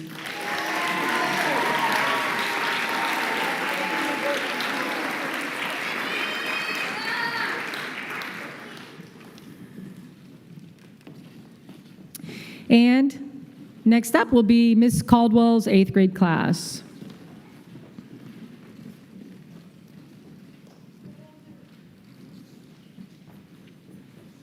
And I will say, after this class comes up and is recognized, the high school teachers will be coming up, and they will be handing out some academic achievement awards to our high school students as well, so everybody hang tight. Okay, Ms. Caldwell's class. First up is Micah Brown, Honor Roll 4th quarter.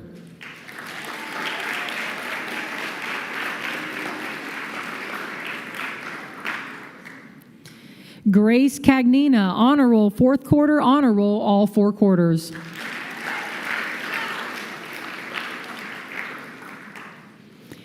Ava Edwards, perfect attendance 4th quarter, Principal's Honor Roll 4th quarter, Principal's Honor Roll all 4 quarters.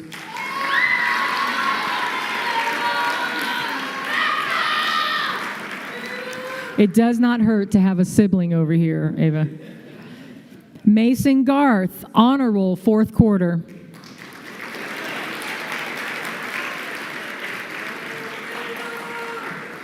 Sanaya Long Brown. Sanaya Long Brown, perfect attendance 4th quarter, Principal's Honor Roll 4th quarter, Honor Roll all 4 quarters. She's one of our online. She's here. Lori, she's here. Okay. Ethan Murphy, Principal's Honor Roll 4th quarter, perfect attendance 4th quarter, Principal's Honor Roll all 4 quarters.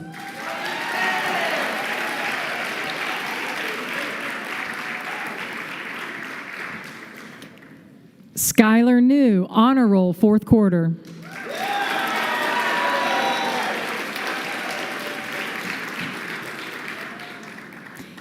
And Khalees Salter, Honor Roll 4th quarter.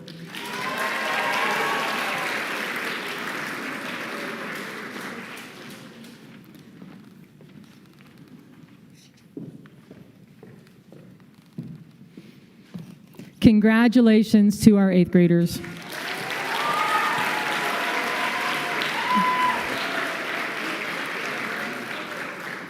And at this time, we'll ask the high school's teachers to come up for their achievement awards.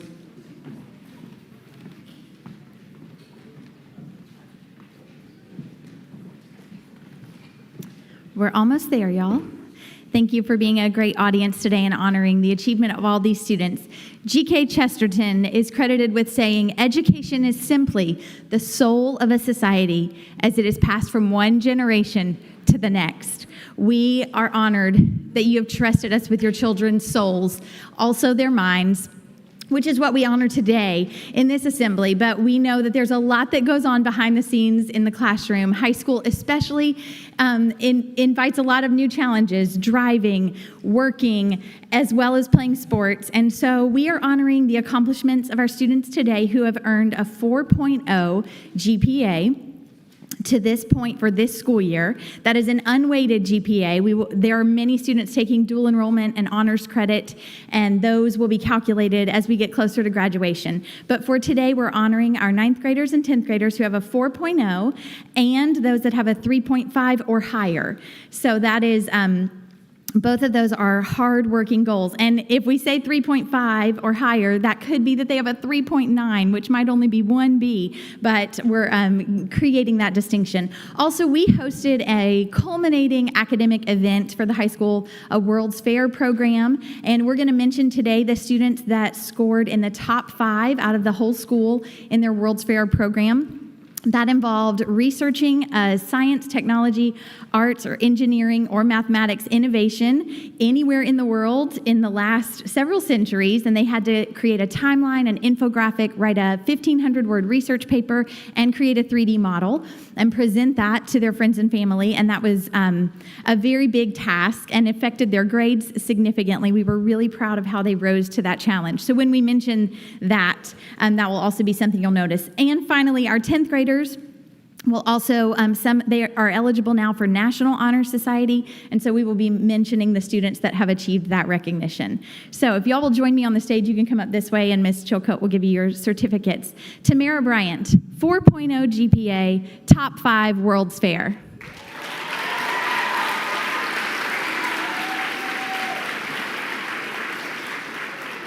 Savannah Garth, 4.0 GPA.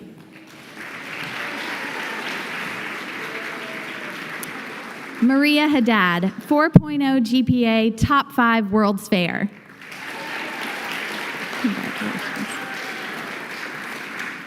Jayla Love, 3.5 GPA or higher.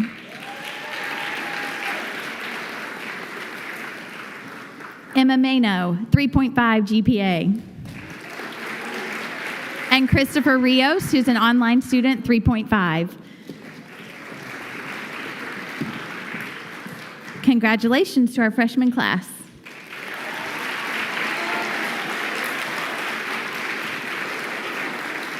All right, we'll go ahead and have the 10th graders join them.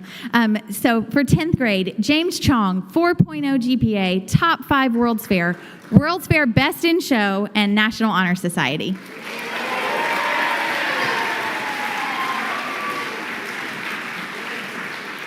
Jacob Garth, 3.5 GPA, National Honor Society.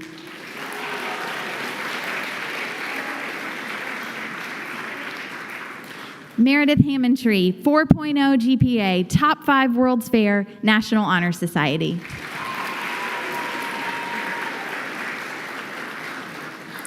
Claire Mosley, 4.0 GPA, top 5 World's Fair, National Honor Society.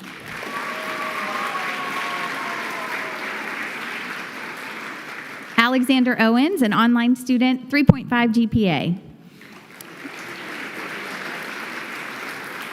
Olivia Stano, 4.0 GPA, National Honor Society.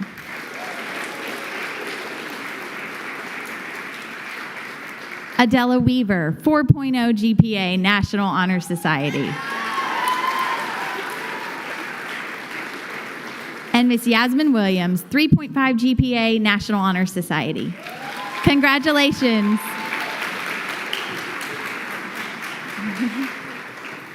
All right. Thank you.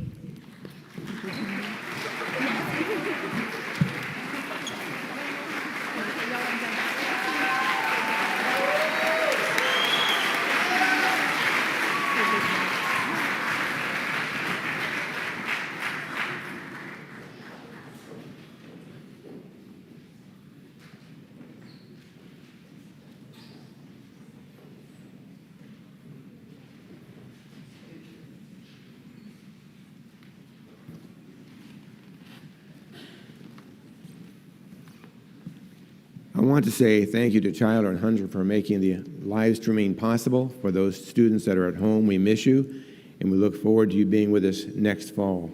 So Tyler and Hunter, make sure you catch me afterward. I also want to say, when you watch that many students come across the stage, and you see principals on a row, principals on a row, on a row, and you start thinking, well, something must be wrong here. Because frequently when parents tour, I ask for test scores and report cards, and I'm looking to see if they're really aligned, or is something truly inflated and it's not really reality. But when you look at the national test scores that Mrs. Mano presented to you, you see that, in fact, they are in alignment, both how the students work, what they're accomplishing, quarter to quarter, as well as what they do on the national test scores. Boys and girls, we're proud of you. Teachers, we're proud of your work. And Mrs. Mano, when you watch the high school come across the stage for athletic awards, academic is done.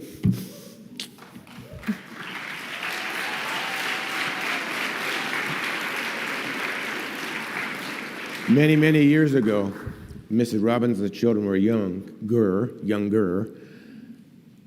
Her husband Dan and a host of other parents were at the school staring at the warehouse, saying, could we make a high school happen, Mr. Wade? Could we make a high school happen? And even before that, Dr. Caldwell's vision was there needs to be a high school. There needs to be a high school. So we thank you for those of you who believe in it, and we've made it happen. Congratulations. I'd like for all of the 8th graders to come up. We're going to close with something real quick. All the 8th graders, please come on the stage.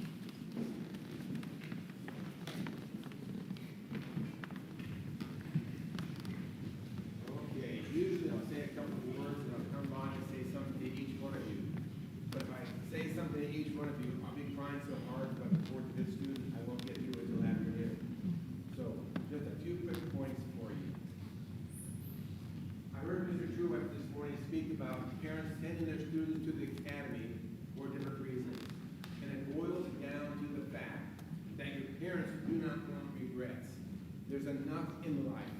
You want to minimize them.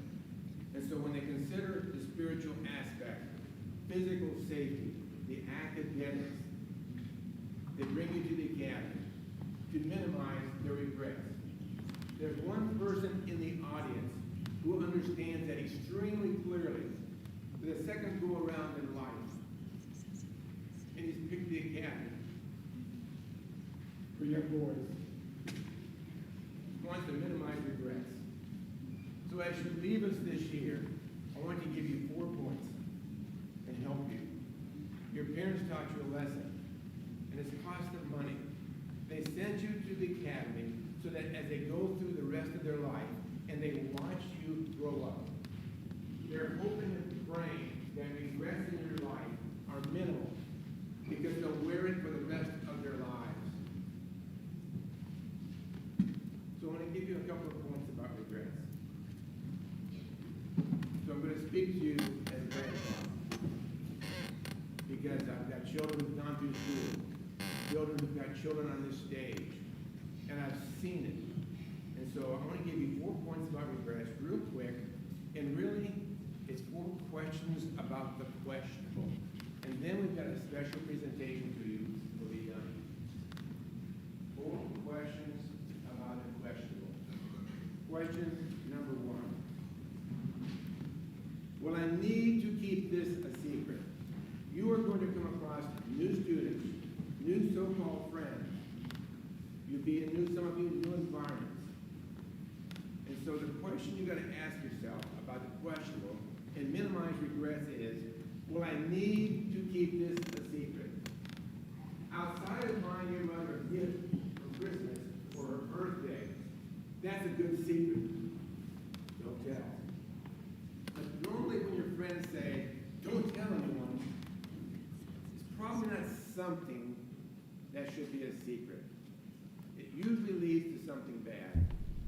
So as you meet other students in the next few years and they say, don't tell, be careful. Be careful. Usually when you've got to keep it a secret, it's not good. Point number 2. Where will it lead me?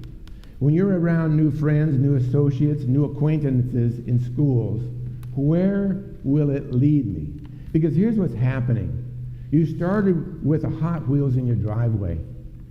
Then your parents took the training wheels off of your two-wheeler.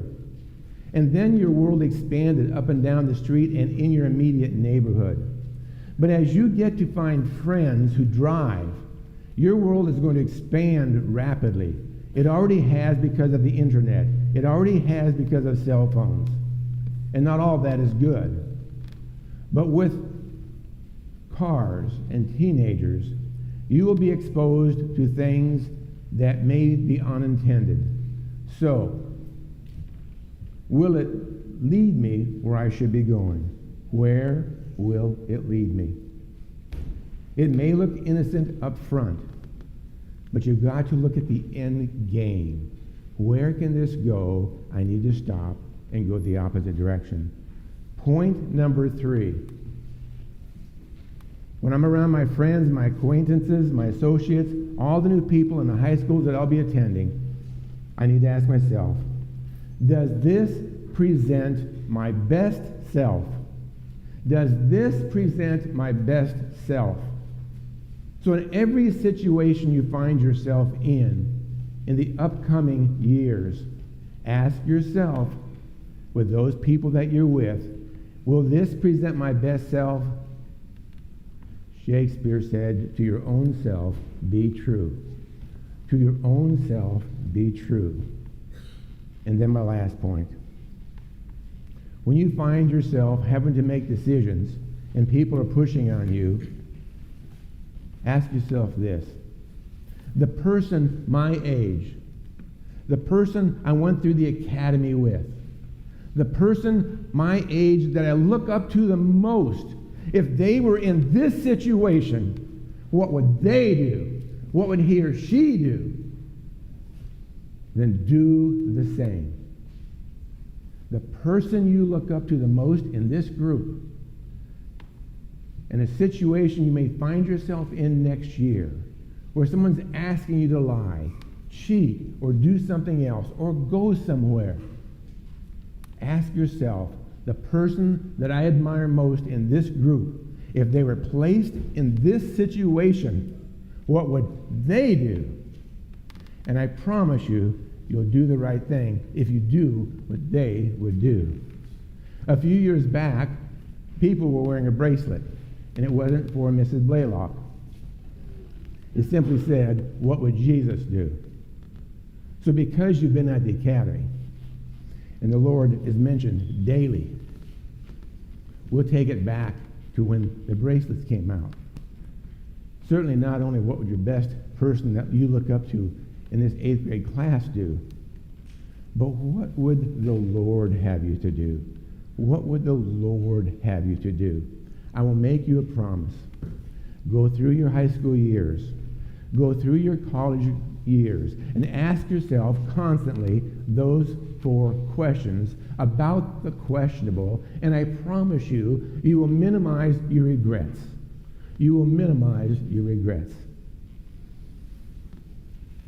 There's a few in life that I'd be willing to do a do-over in my entire life if I could just get those do-overs done for people that I love.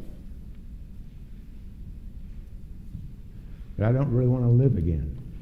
I'm looking for the next life. I'm closer to that than having to do it again.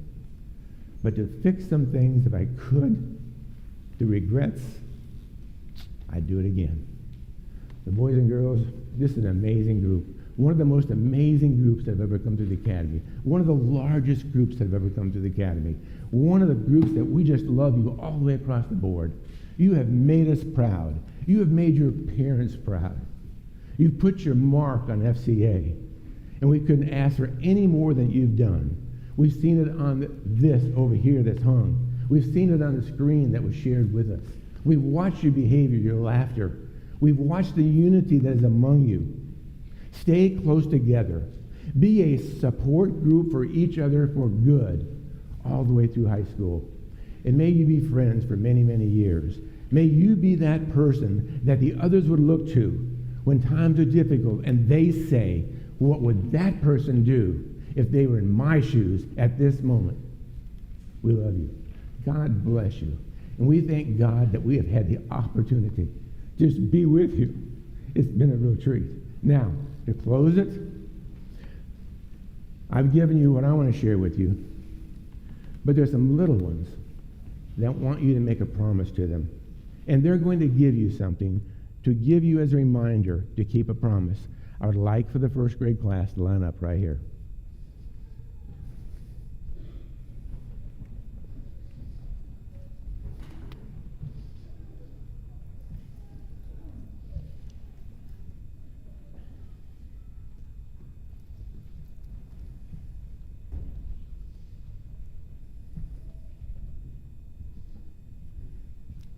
They're asking you to keep this promise, and they're going to sing something to you that are asking you to do as you go through high school.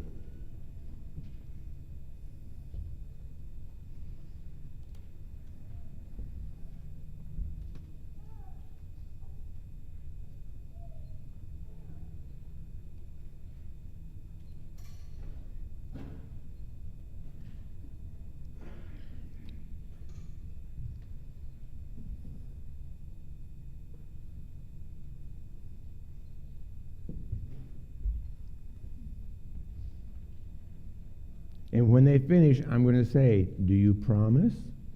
And I'm wanting to hear, I promise. All right, first grade, turn those little lights on. And here we go.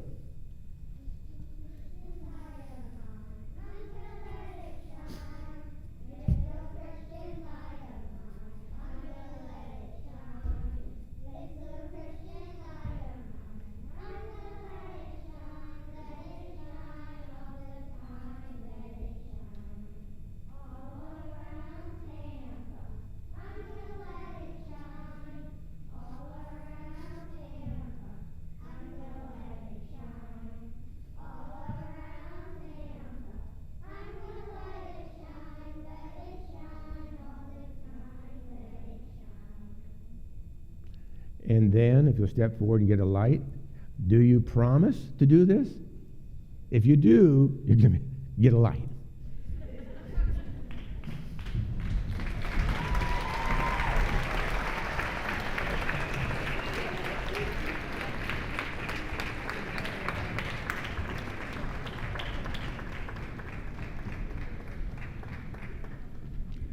Okay, the high school's lining up. Behind the high school, I'd like for all the employees to line up.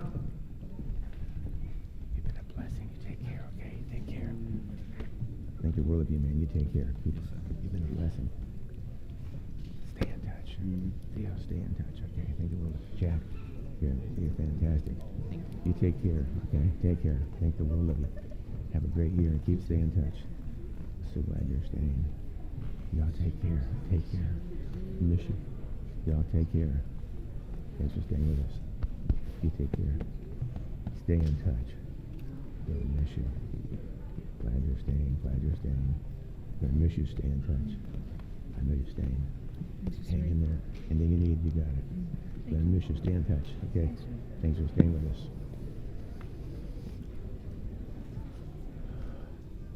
Do we have a song? Let's go. You'll just go down through there. Just go like this. This line will follow this way, right down through there.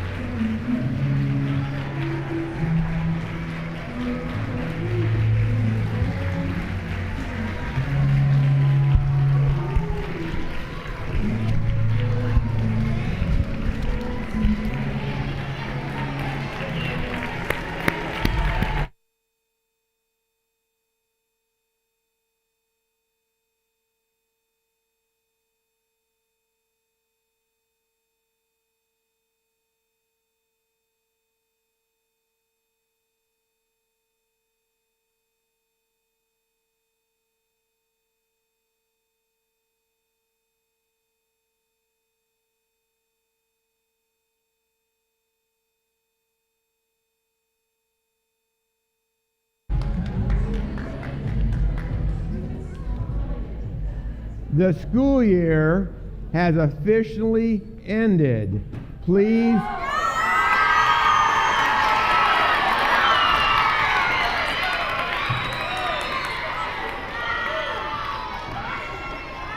Parents, we encourage you to check out your children from your teacher at this time, sign them out, and as soon as we finish, the employees have got to get back to the school. We'll have a quick luncheon, and then we're going to get to work on next year. Thank you so much for a great year.